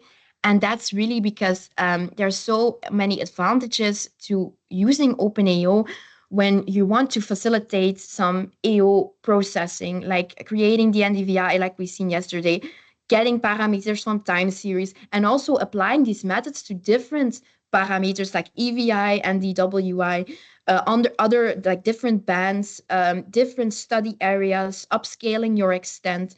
This is all very, very useful with openEO. Also like pre-processing, where you would lose a lot of time with this. Once you have that method and can try to apply it on different maps, it will really make your life easier. So it's also a certain automatic approach. You want to like also get the habitat mapping out there as a service. So this can really facilitate working with your own training data collection, but then just applying the workflow on that and so on. Now, we are currently still working on it. As I said before, the feature selection and model training is still kept offline. We are now working on running inference in openEO, but it still has to be tested and validated. Inference, by the way, is then running your entire model, like your model on the entire area of interest. So the outline of this session is just going to be very much in order of the usual way this works. So we start with getting our training data, then the feature extraction, feature selection and model training, feature data cube generation, inference, and then post-processing and evaluation. So first of all, we have the training data. We usually, so I said in the last presentation as well that I'm going to guide you through this tutorial with use of the continental zone of the biogeographical regions we have in Europe.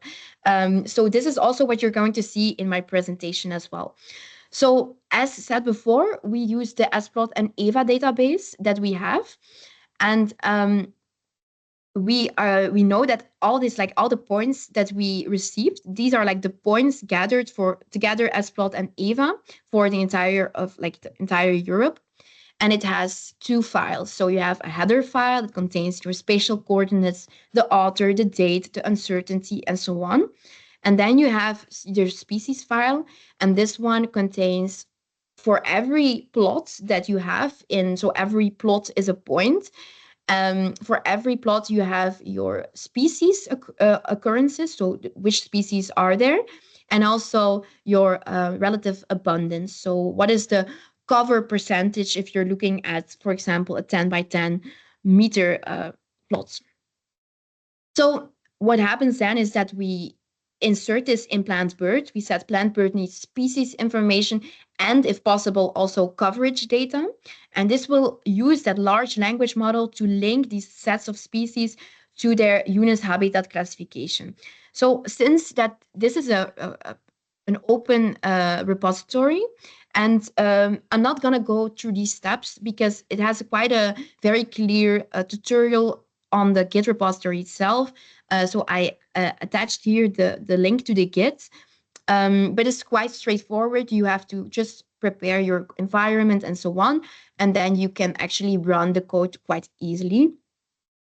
So the output is then your initial list of geolocations and plots together with that species data, together with an attached habitat label on level 3 for these plots.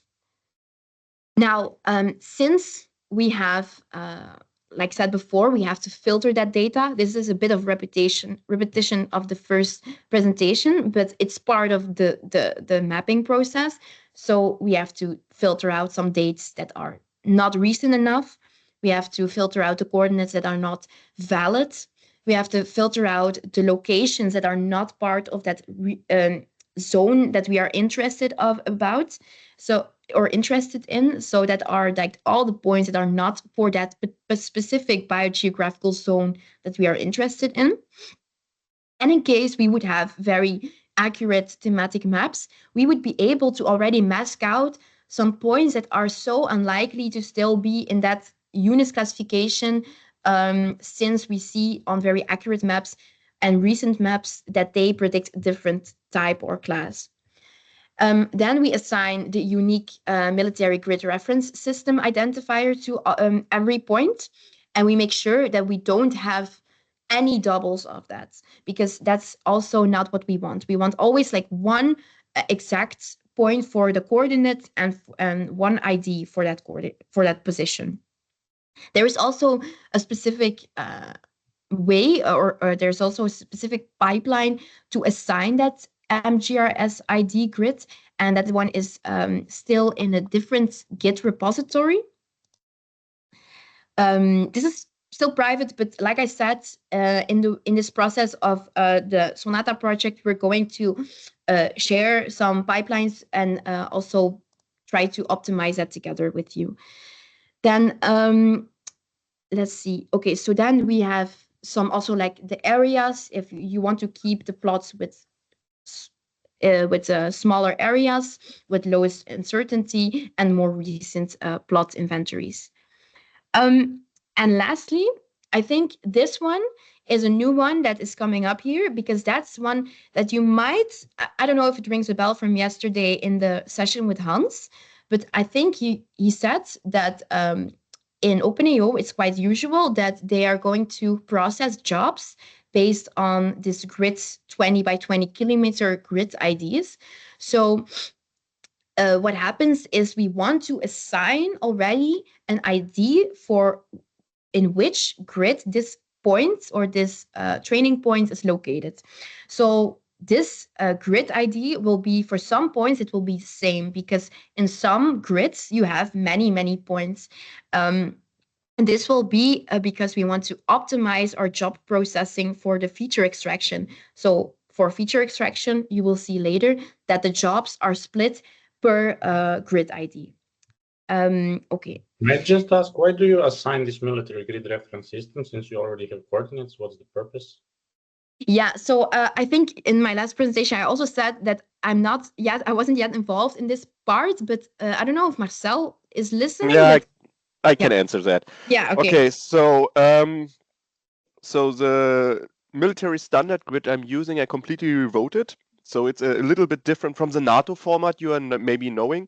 But what I'm doing with that is, first, I can use this grid on, it's a projected grid, so I can make 100% sure that every pixel on the world is really a square. And if I would use latitude and longitude, I have the problem that my shape of my polygon is changing by distance to the meridian and to the equator. So I had to make sure that I always can catch an area which is really, in this case, 10 by 10 meter or 100 by 100 meter, and it's always the same area all over the world. So that was the reason I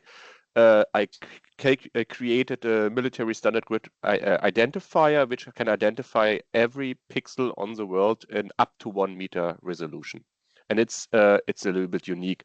And the grid 20 ID is let me say it's a spin-off of that, because there I made sure that the identification from the naming is also unique. So it's a little bit different from what some people are knowing, but in the end, it's just to make sure that we have always a unique identifier for each reference point on the globe, as well as they're always making sure that they always correspond to the same identical area.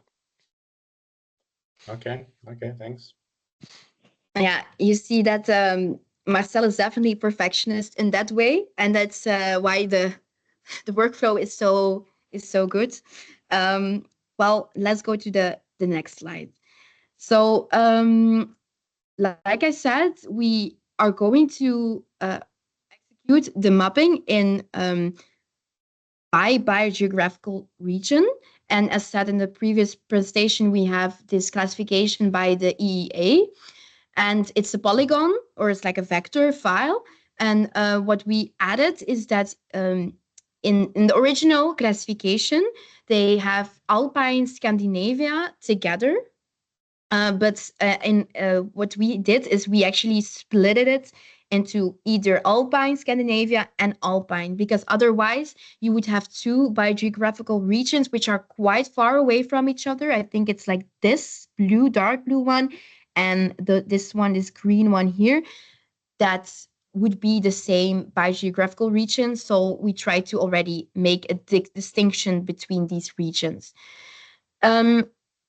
So the model is trained with all the points that we just cleaned for only that zone. So the one that we just cleaned and where we added the habitat label to, they are actually filtered also by this biogeographical zone. And as you can see here, these are all the points that remain for the continental zone. Now, this is just... Sorry, can you mute yourself, please? Yeah, so then here you can see that I wanted, because we didn't yet executed the model for the Pannonian zone, and I still wanted to make it a little bit tangible for the SONATA workshop to find a region or study area for this tutorial, which is close to the Pannonian zone and close to the Vojvodina region. So it's still containing a part of the Vojvodina region, but it's in the continental zone. So we are allowed to apply the continental model on this. Excuse me, can everybody mute themselves? Yeah, thank you. So, okay, then we are going further with the collection of the non-natural and non-vegetated classes. So, as said before, to train the model in creating a wall-to-wall habitat map, which are we have to also include some non-natural and non-vegetated points, because otherwise we might be introducing in some areas where you have urban land or urban environment, you will be trying to model some natural vegetation which isn't there. So we want to decrease that error by also introducing all these other types. And therefore, we need some training points that aren't in the open databases of EVA and splot open. So we need to add inland surface waters or water. Then we need to add more area for or points for built up area or urban. And we want to boost the points or the classes of cropland. So what happens is that this is a part that my colleague has been doing mostly. What she does is she samples a random set of 500,000 random points in all over the biogeographical zone. Then she imports all the input rasters, so for the water, the build-up area, cropland, where we are going to extract the information from. And then she will use in QGIS a point sampling tool plugin to extract that raster value for each raster map for that location. And eventually she has, for each point, the raster value with the value for that location. So as I said before, too, is that you have to make sure that you have balanced classes, that once you look at the points that you have for your natural area, so from EVA and splot open, then you check how much proportionally do we have when we're looking at a map like a Corinne land cover or maybe even world cover, which is also on a higher resolution, actually, world cover, which is 10-meter resolution. But if we're looking then at these areas and then seeing proportionally we have 5% of the area's water, 3% is sealed, and so on, then we have to make sure that the points that we will sample for the non-natural and non-vegetated areas are also balanced with that information. So that is what you can see here. Then for going a bit more in detail about the files that or the maps that we use for these other classes, for class J, which is the constructed industrial and other artificial habitats. By the way, maybe also indicating here that it came up in the previous presentation that UNIS 2021 is still under revision. Currently, UNIS doesn't have a class which is for urban area. So the first version of UNIS did have that. So it had class J. But since the more recent one doesn't have that one, we just still include this class J for the more recent habitat mapping classification or typology, because we want to introduce still that area as well in our map, because otherwise it wouldn't be a reliable map.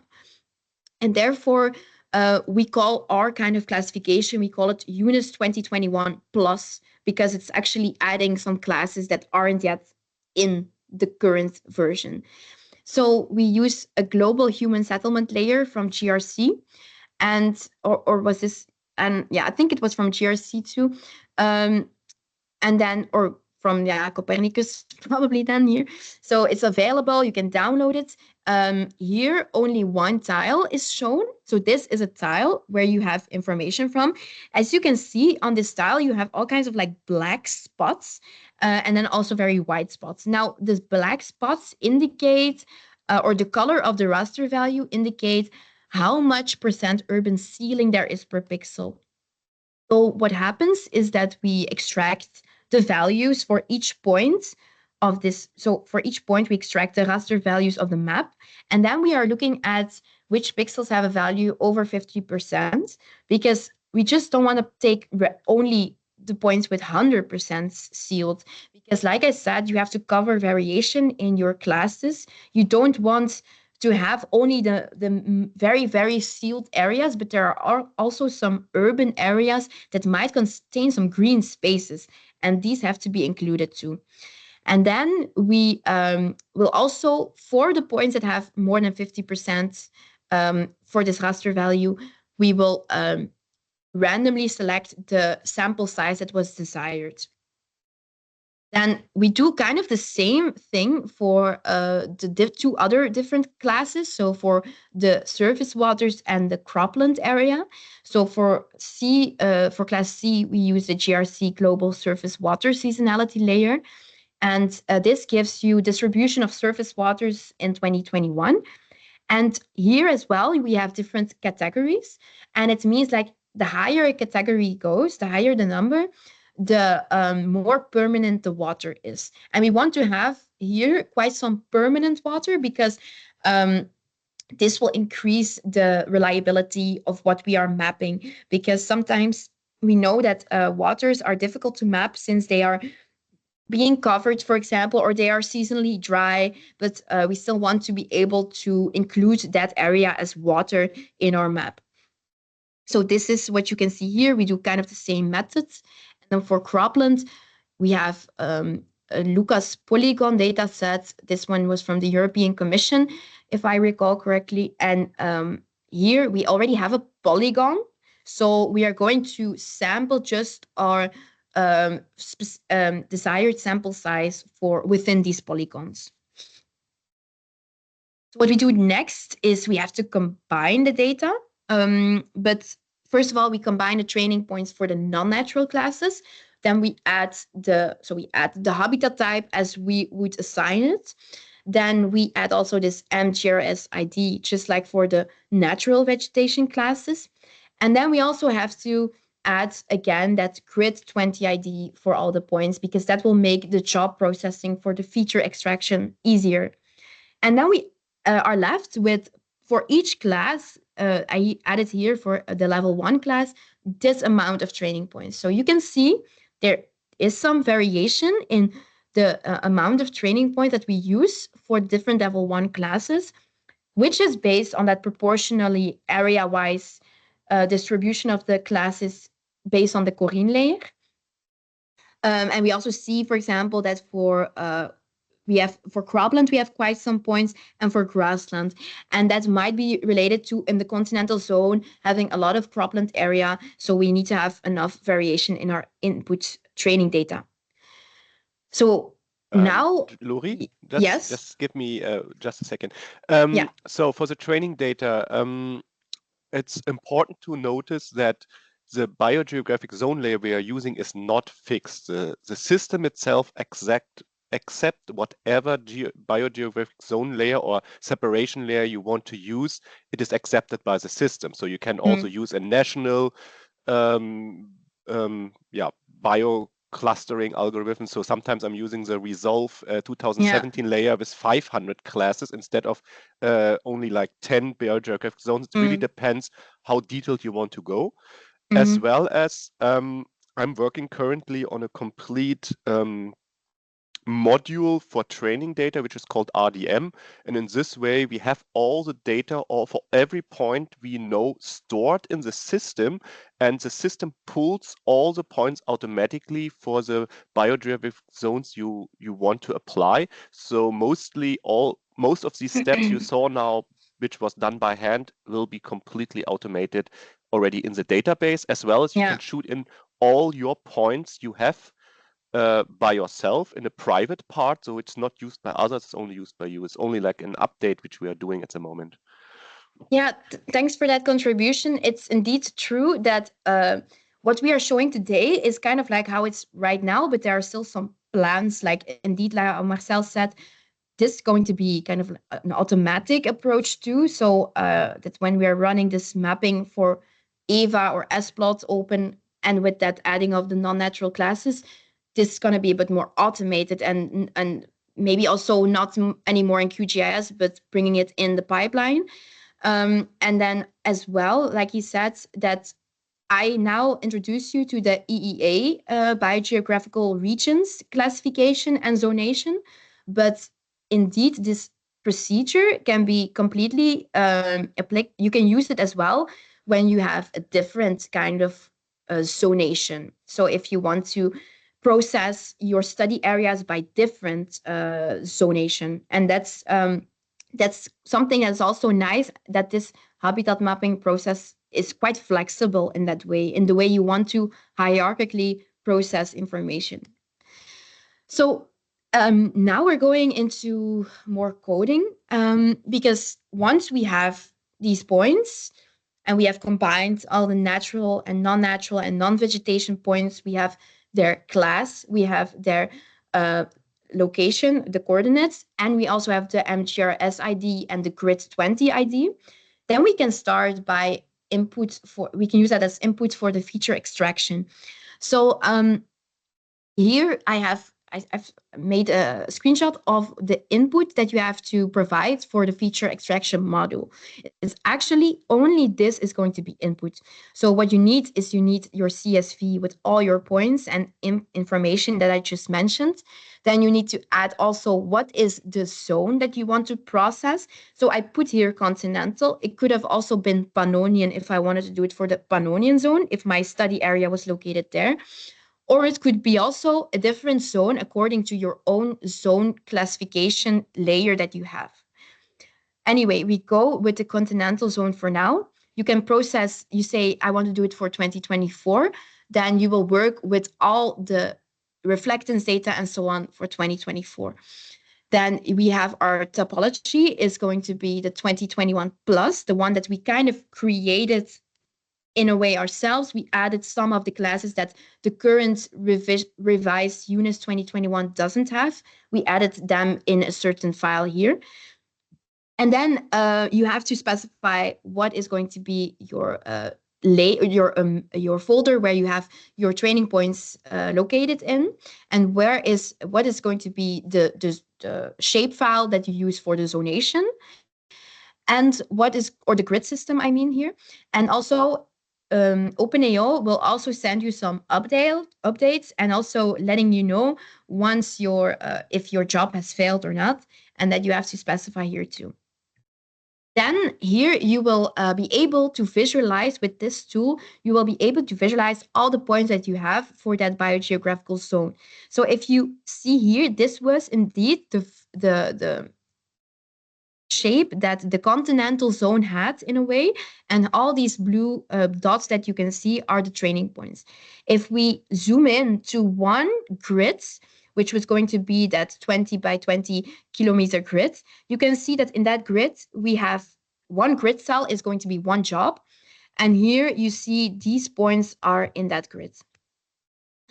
Now I think yesterday there was also some, like Hans talked a lot about the multi-backend job manager, like we can try to handle jobs at the same time, but we need some input for that. And that was going to be a pandas data frame. So we need to collect in a data frame, we need to collect information about the location. So we need to know what kind of location do we want to process, and for what do we want to extract data from all these data cubes that we have.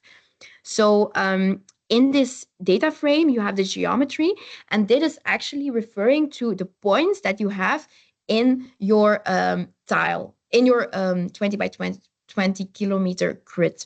And also, all the jobs are named according to that grid cell.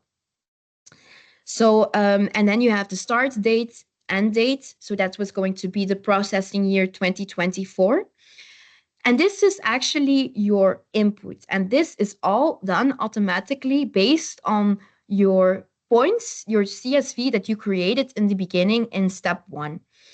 So this is quite an automatic approach. And then we have to set up the function to generate the feature extraction per point per grid cell.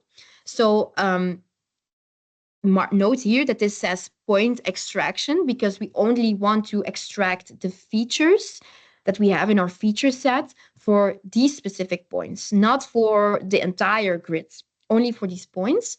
And so we generate a function that is going to be the data cube, or that is going to generate a data cube. And we have to make a connection with our backend. We have to let them know which collections of data we need.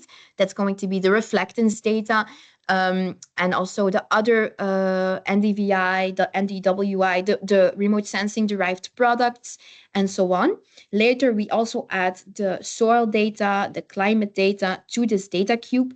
And but in this part, we only are looking at the S1, so Sentinel-1, Sentinel-2 processed feature cubes. So the other biophysical parameters are added later on to this data cube. So in this, you can see here that the job that is created is going to write out the results per grid ID in a Parquet file. And so you will end up in your folder at the end that you specified as having the output folder. In this file, in this folder, you're going to have as many Parquet files as jobs that you had. And that the jobs were the grid IDs. So this is the job that you create. Then you run the jobs, and therefore you need to make that connection with your backend. And remember, yesterday you also had to authenticate. This is going to be asked again from you for when you're doing this. And lastly is just running the jobs, and it will let you know if it's processing successfully or has failed.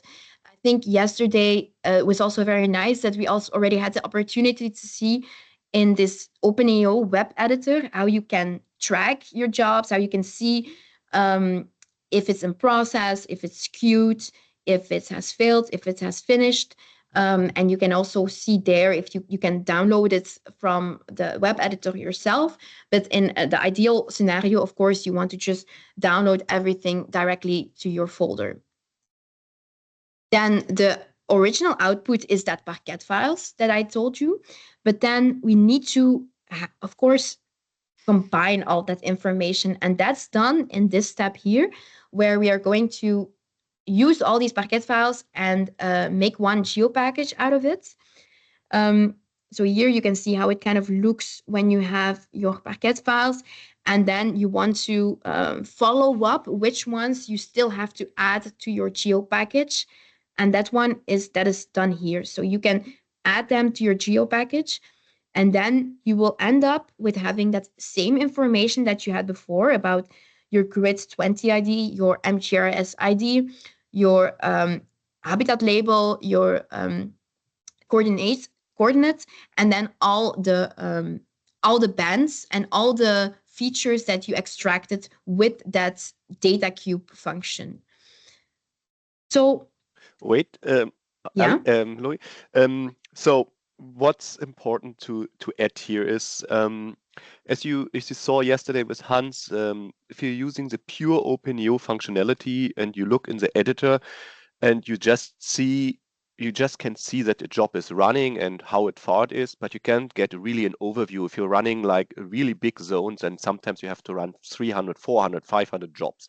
So that was the reason in this EO processing package, which I wrote, I edited a graphical dashboard. So in this case, when you run this script, you also get always a dashboard with the area which you are processing, and you can see on the color of the tile if this tile is still running, if it's finished, if it's processing, or if there was an error.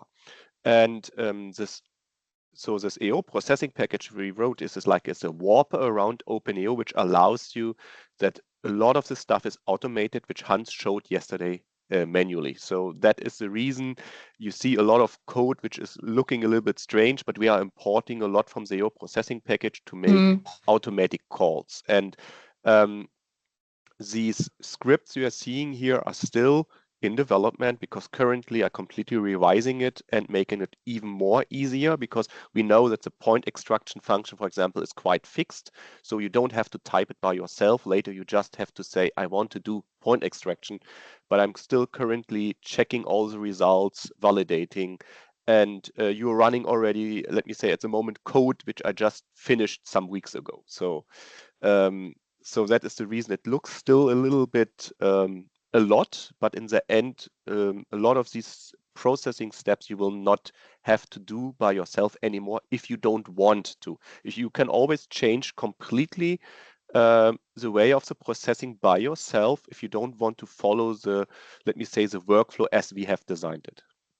Yes, that's a nice contribution because indeed, maybe I should have also said that the code that you see is indeed warping nicely around all these processes that openEO can handle to make that data processing easier. Like you say here, like that we're doing this Sentinel-1, Sentinel-2 processing feature cubes.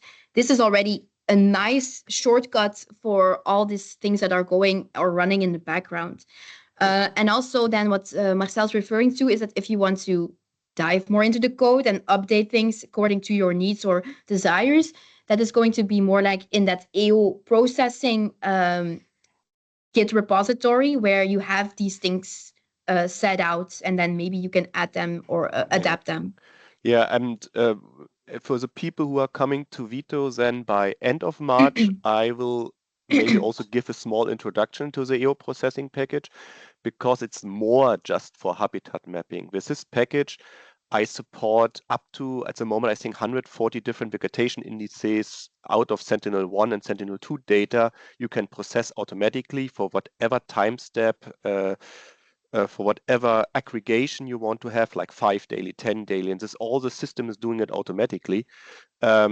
So the package itself, the background package, can do way, way more than just doing habitat mapping. And Lori will show that when she shows one of these data feature cubes she's getting out. I think she has visualized that for this presentation, but the package itself has a lot of additional powers you can use for even planning field work, getting in a 10 daily NDVI image or a daily NDVI image time series cube, so that you can see if something in your vegetation changed over time and you want to resample this area because you see a change, and so on and so on. And all this functionality is implemented, but we are not showing it now in this presentation. But for the people who are coming to VITO, I think if you are interested in that, I can show that even in real to the people, how easy it is now to extract data in real time from the packages. Because what you are seeing here is feature extraction. In the background, the tool is extracting every available Sentinel-1 and Sentinel-2 image for your area. So we are talking sometimes about 300, 400 images per year, which are automatically handled in the background and compiled to 10 daily composites, and then to features like the annual sum or the annual mean or whatever. Yes, and I think if we would have given an introduction to that, we would have a full day of talking about that. So there's a lot to find out, but indeed we're now just focusing on how we're executing that in the mapping workflow. So I think we were at the step of going to that feature selection and model training. So this is the third step after feature extraction. So now we have to prepare the data for input in the feature selection module. And what happens here is that I first have to introduce you to something that I hope it's not going to be confusing, but it's just to point out that when is a model interesting? A model is interesting when you want to distinguish certain types. And it is not necessary to build a model if you don't have to distinguish types. So it means here that, let's say, in a certain case study, let's say you only have these points. And you see here that we only have one level 2 class within our level 1 class. Then, of course, it is not necessary to build a model for level 2 R2, because all the area that we will map in level 1 at R will be R2. There is no distinguishment to be made. But for S, for example, you can see that we have two levels at level 2, or 2 classes at level 2. We have S1 and S4. So we need to make a model at level 2 to differentiate these types from each other. And that's what you can see here. We have to add, we have to express to our input data that it's necessary to take into account this data when generating models. So for R2, we are not going to use it when building a level. We don't have to build a level 2 model for R. But for us, we do. And then the same reasoning applies for level 3. For level 3, you see here that S1 doesn't have more level 3 classes, so we don't need that because all S1 area will be classified to S21. So I hope that this is a bit that you understand it, because this information will then lead to the classify or kind of categorizing the data in specific folders so that we can say all the information that we need for building the model for class Q on level 2 is all specified in this folder. So we kind of try to keep the input data that we need a bit nicely structured. So this is what's happening here. We're just trying to structure the data that we need for building each model to make it very short. That's only what's happening. Maybe the slide looks a bit scary, but it's just structuring things. Now, again, I think I already mentioned why we have such a big feature sets. We have an extremely big feature sets, more than 200 features or something, but it's also important because we need to have, so first of all, having a big feature set is also a bit risky because you might have some information that is explaining the same kind of characteristics and so on. But at the same time, we really believe that features have to have a big variation in what we are trying to explain. It has to be trying to say a lot of things and trying to characterize your habitat types to the very big detail. That's what I tried to convey in my first presentation, is that some habitat types, definitely when we're going to level 3, can be so similar in how they express themselves. So we need to have features that can look for that specific distinguishment between the types. And when we are doing this habitat mapping process, we are also looking at feature importance for all models that are created. And for each level and for each class, like class grasslands versus forests and so on, we see that different types of features come up as important. And therefore, it is it's an ongoing work to always find that best set of features for predicting a certain habitat type. So in the feature selection and model training, we start with input for the feature selection. We just made all these folders and structured our input data according to what is needed for each model. There are 3 important steps in the feature selection. We're doing an outlier detection. The outlier detection is looking between, but also within the class, and it looks for outliers in the training data, because this can only confuse the model more if we just take in all the points that we have. Then we do a separability analysis. This will look for which features are mostly very specific for classes. So which are very much different from which within, if we're looking between classes, are the feature values very different for the different classes. And that's where we were scoring them with a separability score. And then the redundancy analysis is looking at decreasing the amount of features, because we still have very many features if we would take all the features into account that we have with a good score, for example. Now, I'm going to go in detail about these 3 steps. So in this slide, you can just see that we have also a function that is, you just have to actually say true or false for what you want to do. I put here now false for outlier detection because it still runs a bit slowly, but it is going to be optimized. It's still a work in process to get this running properly. But so there are a lot of options that you can add. You can also customize this a bit, and it still can be expanded too. Then first of all, so we do the outlier detection. For this outlier detection, we make use of a certain rule matrix. So we try to normalize the all the feature values for within one classes, but also the different classes. So all the feature values are normalized within classes and between classes. And then we are looking for, we are checking how are feature values within a class, how far are they from their mean feature value, the mean normalized feature value. And if it's more than, for example, a couple standard deviations away, then it would be very much like if it's not an outlier, it will be in this square. But if it is an outlier, it will be very much here or very much here.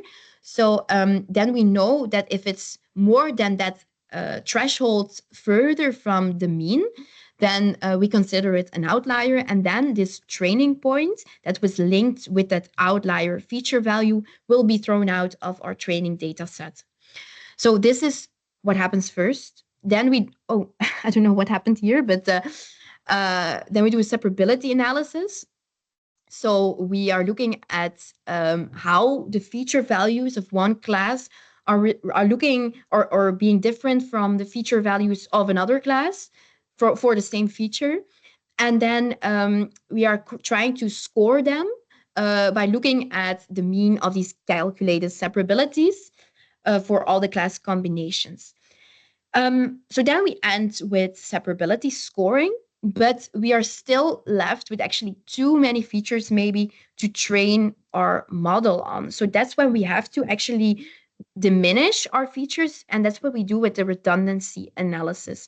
And the redundancy analysis, we call this the Boruta function or the Boruta approach.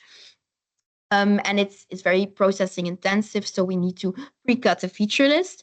So what we are doing is we are ordering the features according to their separability score. And this means like you have a very high score all the way to quite low. And then we're looking for how does this curve behave and where is the inflection point? Where does it go from very, like, how do you say that, flat to very steep? And then at that point, we draw the line and we say, this is the threshold. And this is the separability score that we are taking as a cutoff value. And then we take all the features with a higher separability score in our, as the best bands of the best features to train the model on. Now, if less than... Lori? Yes? That is a starting point to start the redundancy analysis. And the redundancy analysis, what I'm doing there is I'm testing every feature against every feature. So I'm theoretically, if I have 200 features, I'm training 200 times 200 neural random forests, because I'm checking every time if I take a feature in or I take it out, if this feature was relevant in the classification or not. So I'm testing every combination against every combination. Since it's so processing intensive, if I directly start with like 300, 400 or 500 features, we do a first test with a certain amount of pre-selected bands, and these pre-selected bands came from the separability analysis, but still in these highly separated bands we have a high number of redundancy, and that's the reason we are searching for the inflection point, so that we get a certain number of like 50 to 200 pre-selected bands, and that is the first input into the Boruta redundancy analysis. And if that is successful, we have already results. If you go to the next slide, I explained it there. If it's not successful, the system automatically overrules the separability scores and lower it and lower it and lower it up to the moment it finds enough bands which are separate, which are non-redundant, and can perfectly explain us the classification problem. So theoretically, that is what you said in the beginning. It's an iterative approach, and that's the reason we are starting with one starting point. That is because of that. For that, we are using the separability score. Otherwise, it runs as long as it finds the perfect amount of bands which are non-redundant. Yeah. Yeah, I was getting there, but thanks, Marcel. That is definitely the best explanation for this redundancy analysis.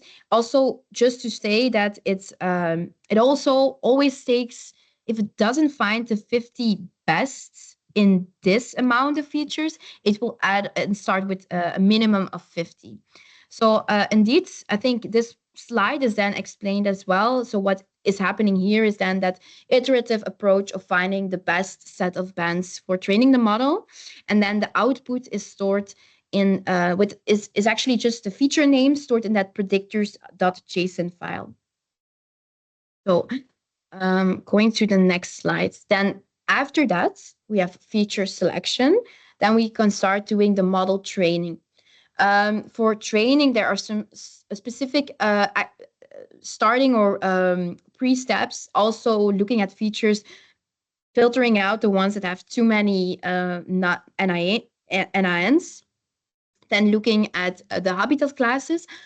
What you can customize yourself to is saying, what is your cutoff value for the amount of training points? Because we say 9 or 10, because if we have less than 10 points or 9 points, it is difficult to be able to say with convincement or being convinced that this set of training points covers enough variation in your class, in that specific class.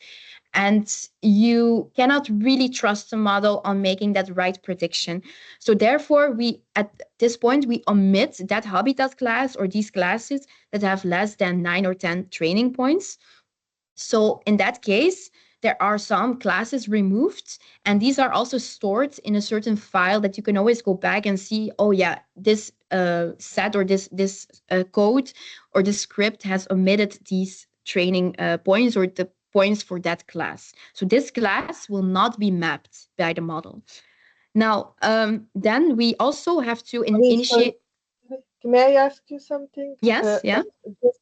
Is it 9 points or 9 locations of the same habitat type? So it's 9 points, and it's kind of the same. I mean, it has the 9 training points, so a point linked to a habitat label, but it means that only 9 points have that specific habitat label.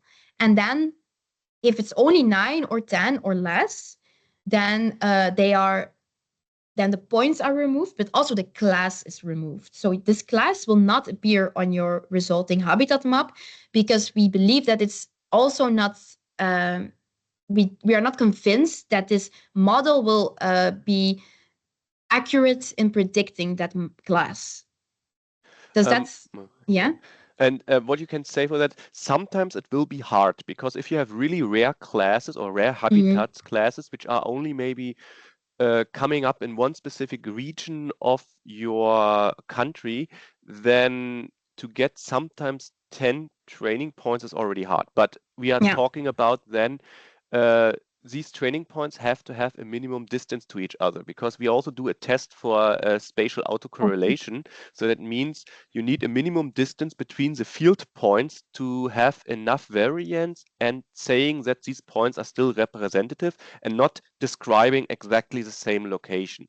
So mostly what we are saying, you have to have a minimum distance of like 150 to 250 meter between the points in one location, that you can record the same habitat type. Yeah, and this, of course, this minimum distance also puts an extra limitation to the amount of points that you can classify, definitely for the rare classes. So yes, that's a consequence. Is there still a question or confusion? I don't. Is there still something? Yeah, I can ask if Diana doesn't have. So here you think 9 points or like 9 pixels? Because I didn't understood. Are you gonna use the pixels like a training data or points? Yeah, it's a little bit tricky because currently we are running this workflow at 10-meter resolution. So your training area should represent at minimum the size of 1 pixel of 10 by 10 meter. So if you have an habitat, so let me say you selected your field data and you set a training point is a polygon, and this polygon is covering more than 1 or 2 or 3 pixels. We will always select only 1 pixel out of that because we need this spatial autocorrelation. But when we say training point, that is a location, but this location should cover at minimum the pixel size of the mapping you want to run. So if you want to run a 10 by 10 meter, your training location has to, with this habitat label, cover this 10 by 10 meter. Yes. If you want to run it at 100 meter, 1 kilometer or whatever, then you get, I think you get the point.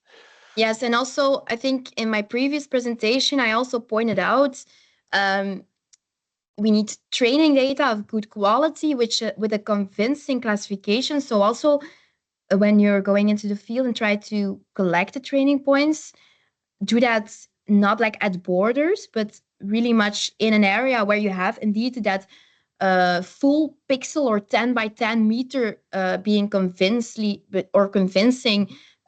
classified to that habitat type. So try to have that in mind, because indeed it's important with the minimum mapping unit that we are sure that this label is applicable for the entire area and not just 1 meter or 1 pixel coordinate itself. So, and we also can support you with that if you say, okay, you want to have like an optimized field work. So we did it for Slovakia, that we prepared a map with the training data we had from the EVA database. We got really detailed delineation between habitat maps, but sometimes we had only the wrong label for this habitat. But the field work showed us that we had the delineation correct, and they only had to assign the correct labels to the polygons we gave them. And so in this way, we improved the training data through the fieldwork by running a pre-map. So yes, that's what we're also doing now, theoretically. Yeah, that's what I also explained before.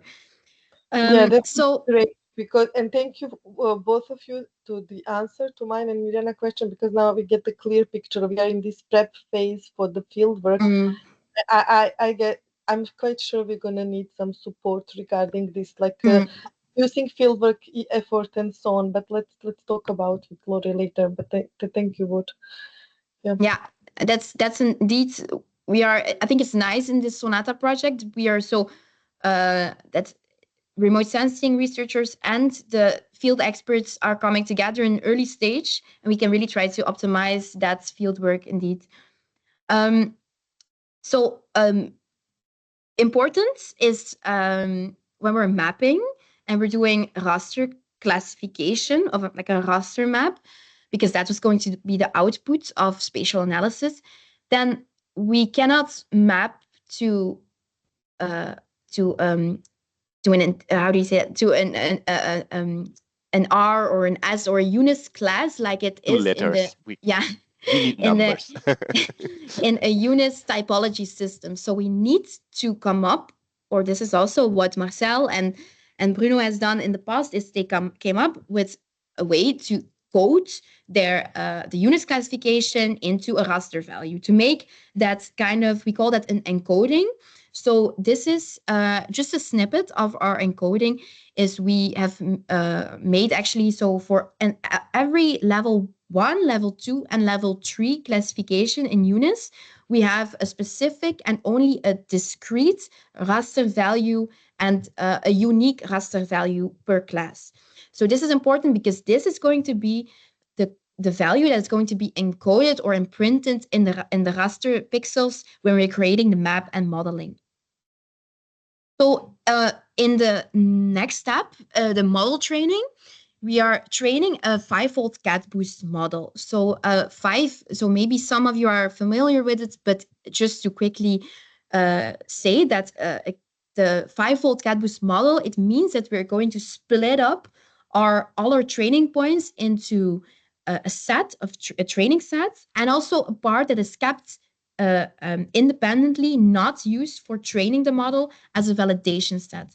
So this is done 5 times. So it means that there will be 5 combinations of training set and validation set. And then for each of these models, or each of these combinations, we will have a model and also a certain validation based on creating that confusion matrix that I showed you before. And then a model accuracy can be derived from that. This is the code in a snippet, again, that we use for carrying out that CASBoost, 5-fold CASBoost model. So that is what you can see here. Then we have these 5 confusion matrices, and we look for the right, or the combination that has the best model accuracy. And then this model, we call that the winning model, and it will, so the output is a CASBoost file, and this one is stored in, so the model will be stored in a JSON file that contains the full pathway towards where your CASBoost model is stored. So then we have done training data collection, feature extraction, feature selection, model training. Now it comes to feature data cube generation. So what we do here, this is a step before we can run inference. So we need to be able to run the model on the full area to classify the full study area or the area of interest. But what do we need? We need to have all the feature values for each pixel in our study area. So therefore, we are creating data cubes. So this is going to look a bit familiar too, because it looks a bit like feature extraction. But remember, that was for points. Now we are looking at entire tiles. Now we're looking at entire grid cells that we want to extract features from. So this is, again, input that we have to specify. You see here, path to queries. This is actually just a study area. This can be the shapefile for your study area. And then you have your path by geographical zones. This is the path to the zonation map that you have for your zones. But like Marcel said before, this is a flexible approach. If you want to have a different classification of your zones, you use a different map.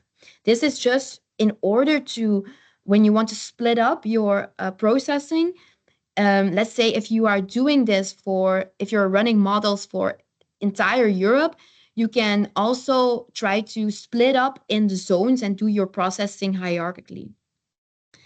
And then here you see some extra input processing here, again, output, input layer, folder, and so on. And then also you have to connect to the right backend. So we're using here CDSE that we worked with yesterday too.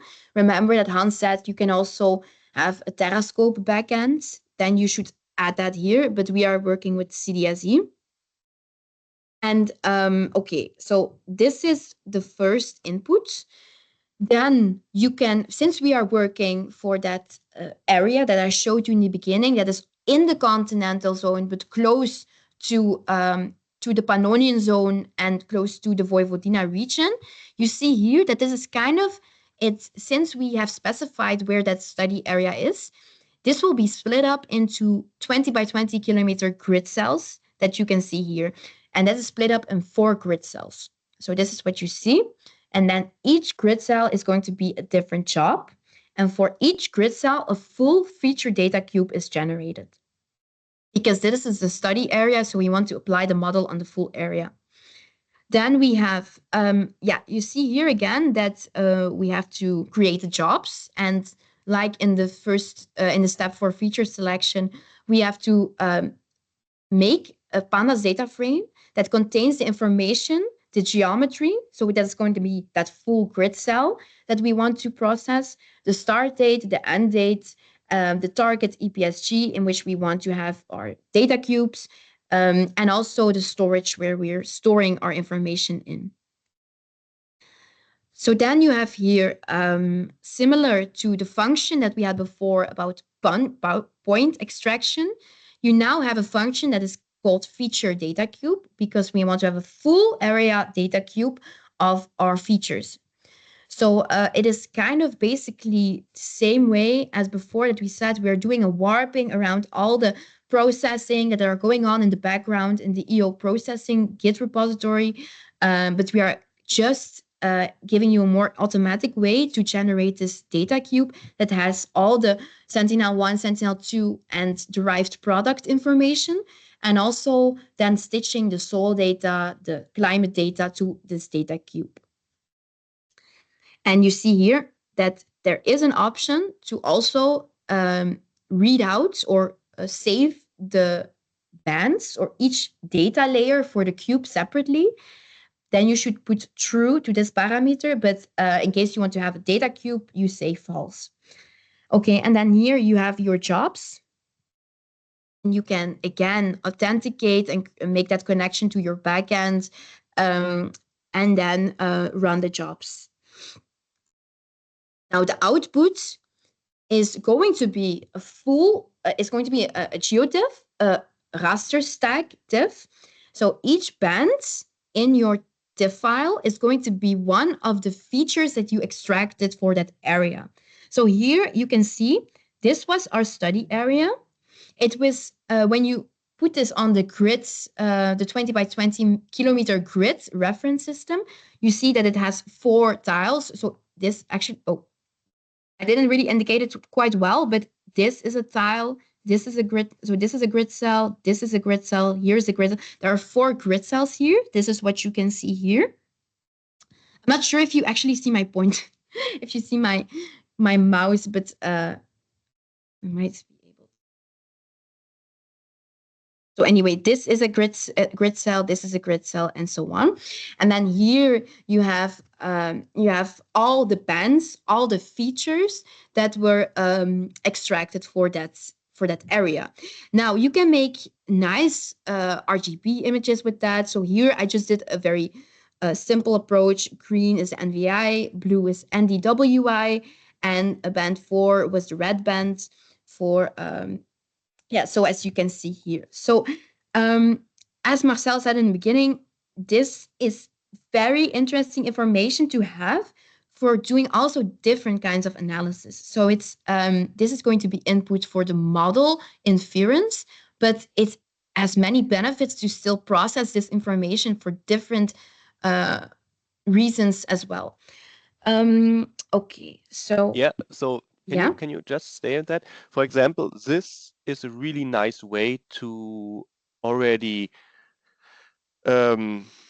delineate your study area, because you can see here already completely different habitats connections to each other. So if you find the right band combinations, if you use, for example, in one band like the NDWI, which shows you water content, and you use the NDVI, which shows you biomass productivity in one band, as maybe with R, and you use one, for example, for urban, or so then you can find really, really good wet areas. So we can find wetlands really easy and so on. So you can use that really nicely to pre-scope your area of interest if you want to plan your fieldwork.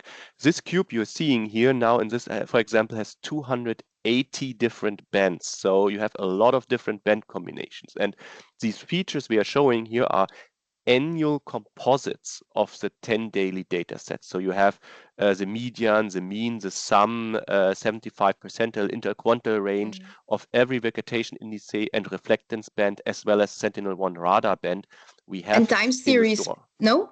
And time series not here. That's the features itself are already annual products. But if you say you don't want to have time, you don't want to have features, you can also say I want to have time series. Then you get, for example, for the NDVI, the 10 daily images over the full year, and you could see changes in the phenological cycle, and so on and so on. So that is all what the EO processing package supports, but we don't need that for habitat mapping. But for field planning, I can, for example, create you a data cube also in openEO completely automatically, which shows you the behavior of the productivity of your area over time, 1 year, 2 years, 3 years, 4 years, as long as you want. Currently with Sentinel-2, you can run 8 years. And with this cycle, theoretically, you could see productivity changes, and you could maybe identify habitat changes or delineation of different habitats. So that is things we can discuss if you want when you are here at VITO, and I can showcase you what you could do even for field size planning. Yeah, that's great, because it's part of the work we would like to do as well to Sonata, to see how our habitats change since we are under severe droughts in a row. We had like last 4 years very dry, even maybe more, and that's why we are going for 2021, because we are not sure are those wet meadows will be wet in 2004 or something like that. So that's great. I would really appreciate it. Like if it's possible, that's great. So currently in CDSE, we have access to all Sentinel-1 and Sentinel-2 images. So an analysis from 2017 to 2024 is relatively easy.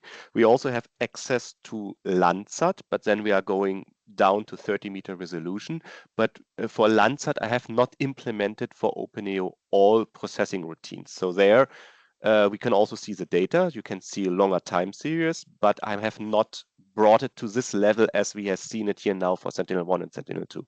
But definitely, if you are here at VITO, we can have a talk and I can show you some things, because I'm doing that also for fieldwork planning for other projects. Okay, super. Okay, thank you. Yeah, I think indeed it's going to be very interesting to see what you guys think about the feature sets and what is already in, what can be useful according to your habitat classes, according to the situation. As you say, we have severe droughts. Maybe we have to look a bit more into that too. So there's a lot to think about when looking at this information. So yeah, just to see how plus to this habitat type mapping, just to see how the condition of certain habitat types change due to climate change, because it's in that way, and so on. So thank you. Yeah. So we have the feature data cube generation. So now we have the data cubes. We have a model. We are now going to apply the model on the entire area, so on the data cube, so we can run the models and get the output for each model. So the zones, you have to just indicate here your input. So that is your continental zone or the Pannonian zone, in case we are running it for Pannonian zone. Then the processing here, and then the path to your model that was generated, the path to the cubes, and also the path to the encoder that I just showed you, that when we're mapping our unit classes, that we are going to imprint a raster value, a unique raster value per each class. So then we have to retrieve the models. The models were stored in a JSON file, and the JSON file indicated the path to where each model was located. So for level 1, for level 2 and all their classes, and for level 3 and all their classes. Then we create a data frame that contains very structurally and clearly per level and per class for which a model was generated, the path to that model. Then we check back our encoder settings. So this is what has to be. So this class has to be looking like this in raster values and so on. You can see here how it is different for grasslands and is different for forest. So then we have to define a function. So just to say that this is not really an openEO process. It's just still an offline pipeline for inference. So we are taking up or getting the needed paths for the cost boosts and the predictors, which were the predictors, the best bands that our model was trained on for that specific class and level. Then we are loading the models, and we are also getting back these names for the best bands. And now this is the step in which we apply. This is still the function in which we are making the inference. Now the output of the inference is going to be a probability layer. So if you have on level 1, we are trying to we are trying to map all the level 1 categories. So that is forest, grasslands, croplands, and so on. Now, since we are using all these classes to map, the output for the level 1 model is going to be, for each class that we are trying to map, each has one probability layer. So it means that for class grasslands, it will be a raster map that has for each pixel in our area a probability between 0 and 100, which is done here. And that is the probability of this habitat type occurring there. And this is done for each class in the model. So if we have 5 classes that we are trying to map in the level 1 model, we will have 5 probability maps that are output. And this is the same reasoning applies for the level 2 and the level 3 classes. So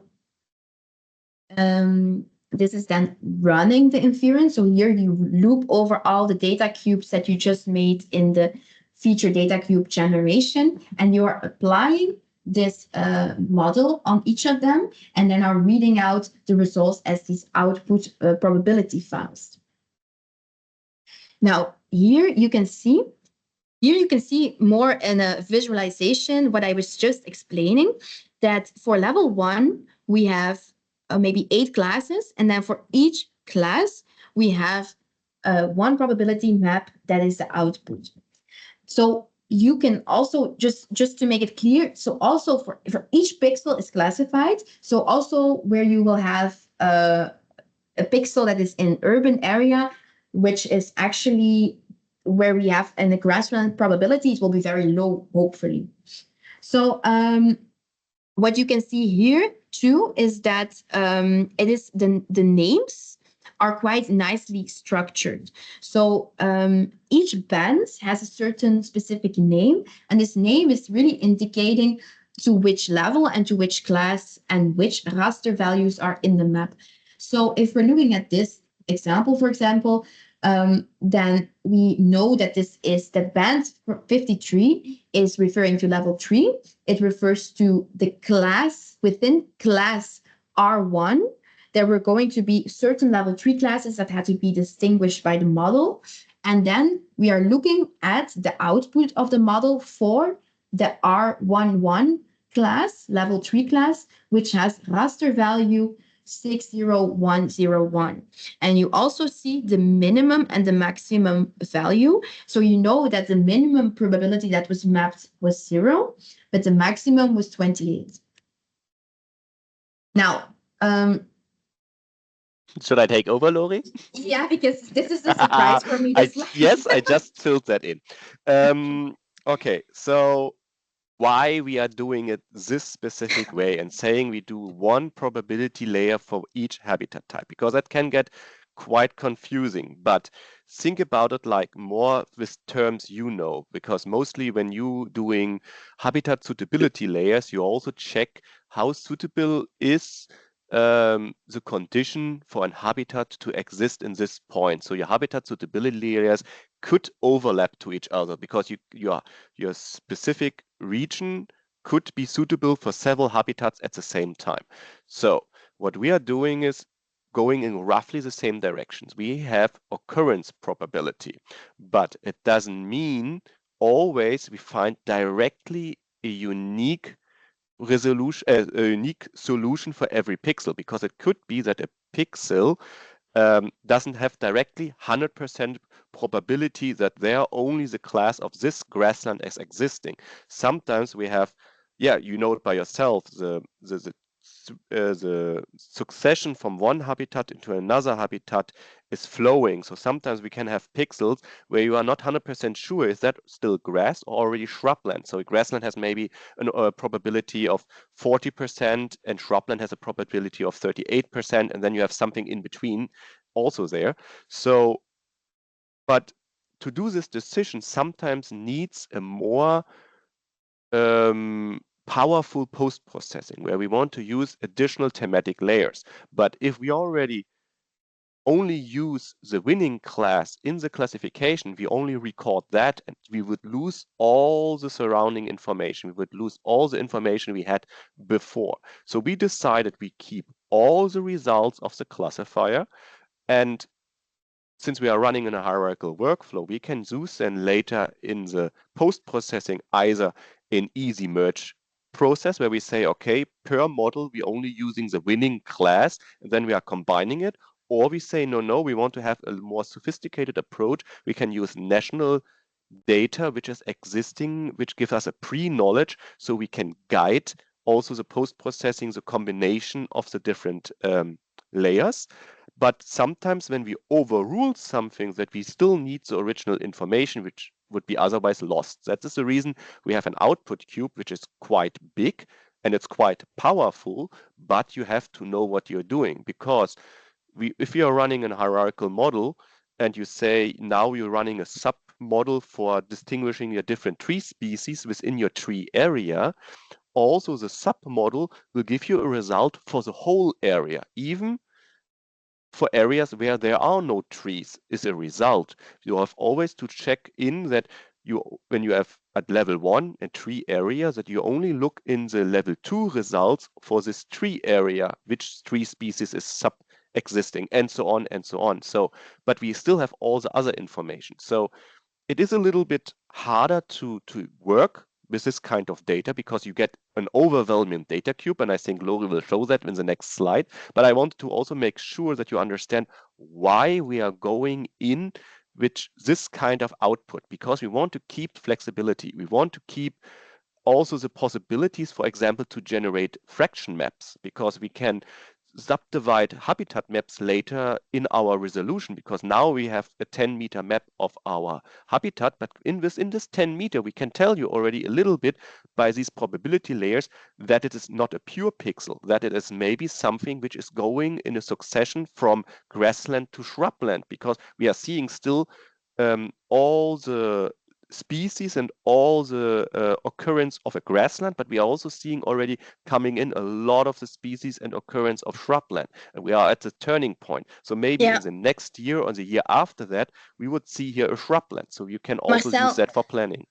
Yes, I think what you're just saying right now is applicable to something that came up in the previous presentation.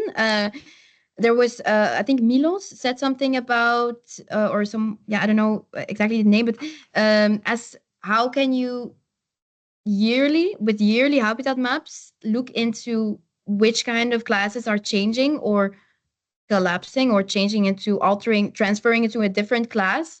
I think this is indeed, by having all these probabilities, gives you more information about classes transferring maybe by impacts or by certain events or by certain biological parameters into certain other classes. And you can really see maybe also subtle changes by looking at the probabilities, and not directly at the winning class directly, but looking at how do the probabilities change over time from other classes too. Yeah.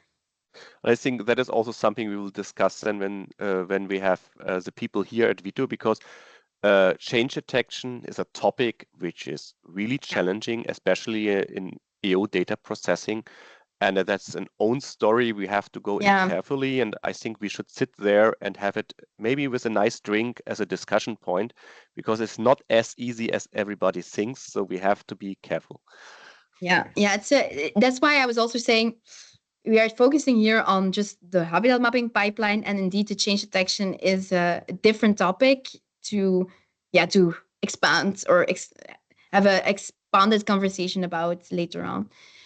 So I'm going to continue then with post-processing. So like we said, we keep all our data information, but in a first simple post-processing step, we can select the winning classes so that's the class that has the highest probability on the for all the within one model. If you have all your classes mapped and probability output, then you're going to check for each pixel which class has the highest probability for that pixel, and you assign that raster value to that pixel.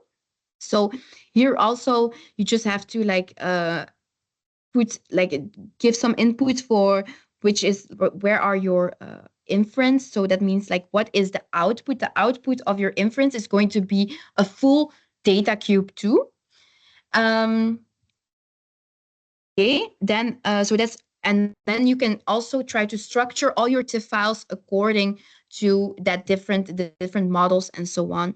So that's happening here. We are creating a pandas data frame, and we are trying to structure again all the bands that we have in this inference output. So all the band numbers, the levels, the classes, we put class 0 if we're at level 1, because then we're not yet looking into a level 2 class. So this is a bit how it looks like. And then this is the output. So what happens is we're going to just having that one specific, we are going to have one band as output that has discrete classes or unique classes per pixel value with the highest probability class in that pixel. Now, in this image, I just wanted to visualize 4 different outputs. So this is not for the same level or class, but you can see here for level 1. This is level 1. I think I have to check. Yeah, level 1. This is the output layer here. So in the inference output, you had all these bands, and then these, for each pixel, the probability maps were checked, and then the winning class was assigned to the pixel. And the output is a single geotiff for each of these different outputs. Then what we can do, what we do next, so we are still in the simple way of having simply that highest winning class as our pixel imprint. Then we're going into some hierarchical mapping. So it means that we start with our level 1 map, which was this map then. And this map already delineates where do we have forest, where do we have grassland, and so on. Then all the model output that models grassland types on level 2, models forest types on level 3, and so on, they are merged into the higher or the overarching group. So we start with the level 1 map.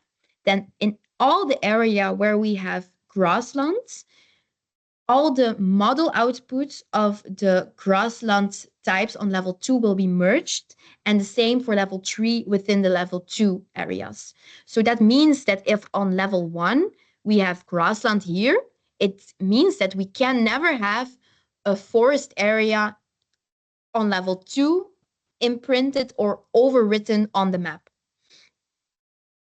Now, there are a couple things that I wanted to say here too, because remember that in that step where we did the model training, we removed some classes since they couldn't, since we had too little amount of training points.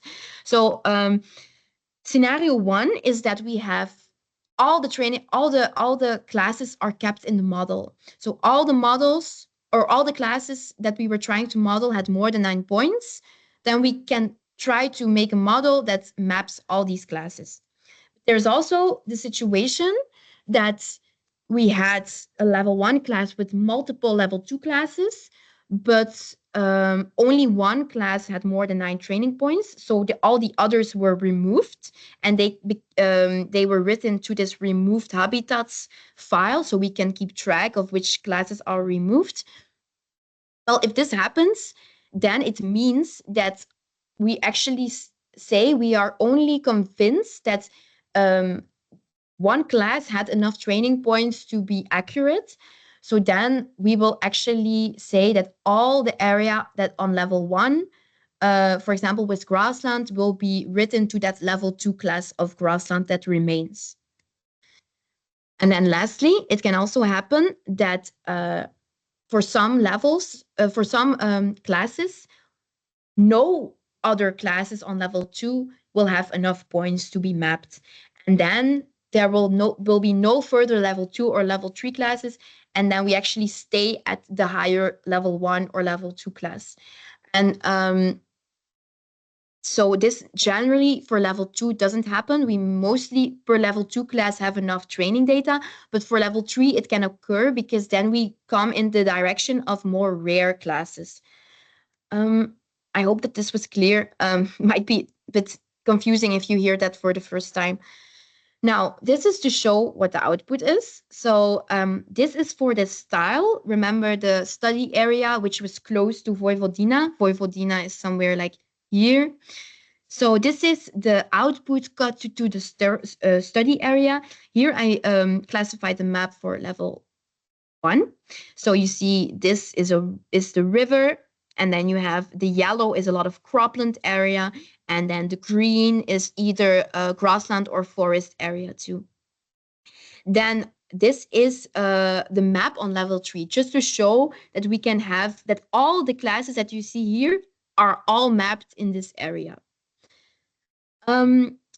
Now, Marcel already pointed it out, but it's good to say again that we did a simple post-processing here.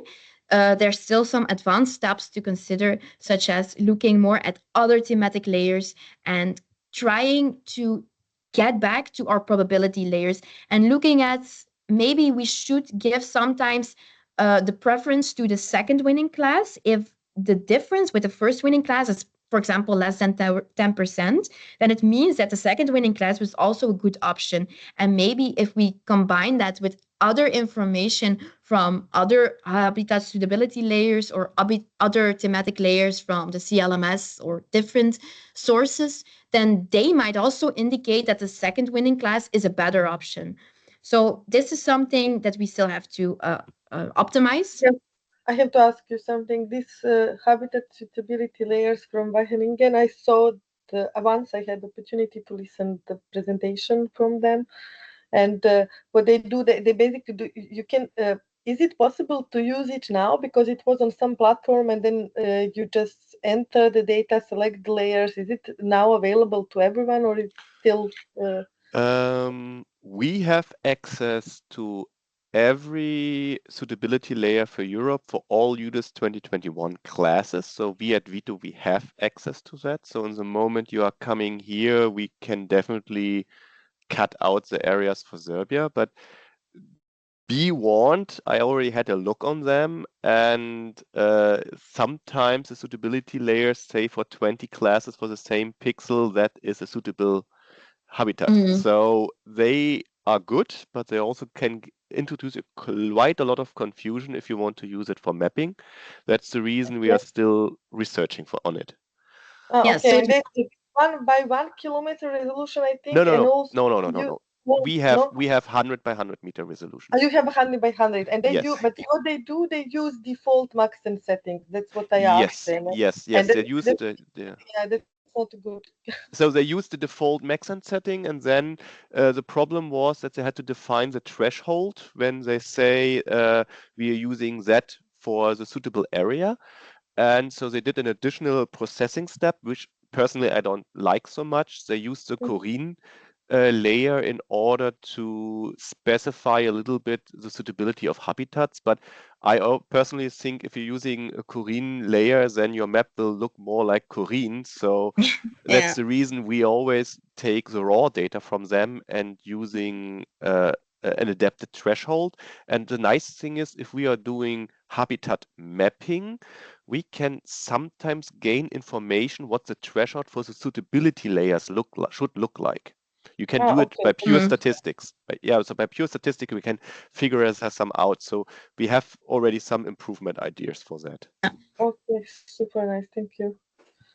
Yeah, so indeed, it's true what Marcel was saying, that it's not very easy to just compare pixel values and their probabilities of the Maxent maps or the suitability output, because it's still suitability, so it doesn't add up to like 1 at the end. So you cannot really make a good comparison between classes. But it just in general to just point out, if there are independent sets of habitat suitability maps and so on, this is all relevant information in post-processing steps. Okay, and also again, if we're doing this has to happen hierarchically. So again, that we first do post-processing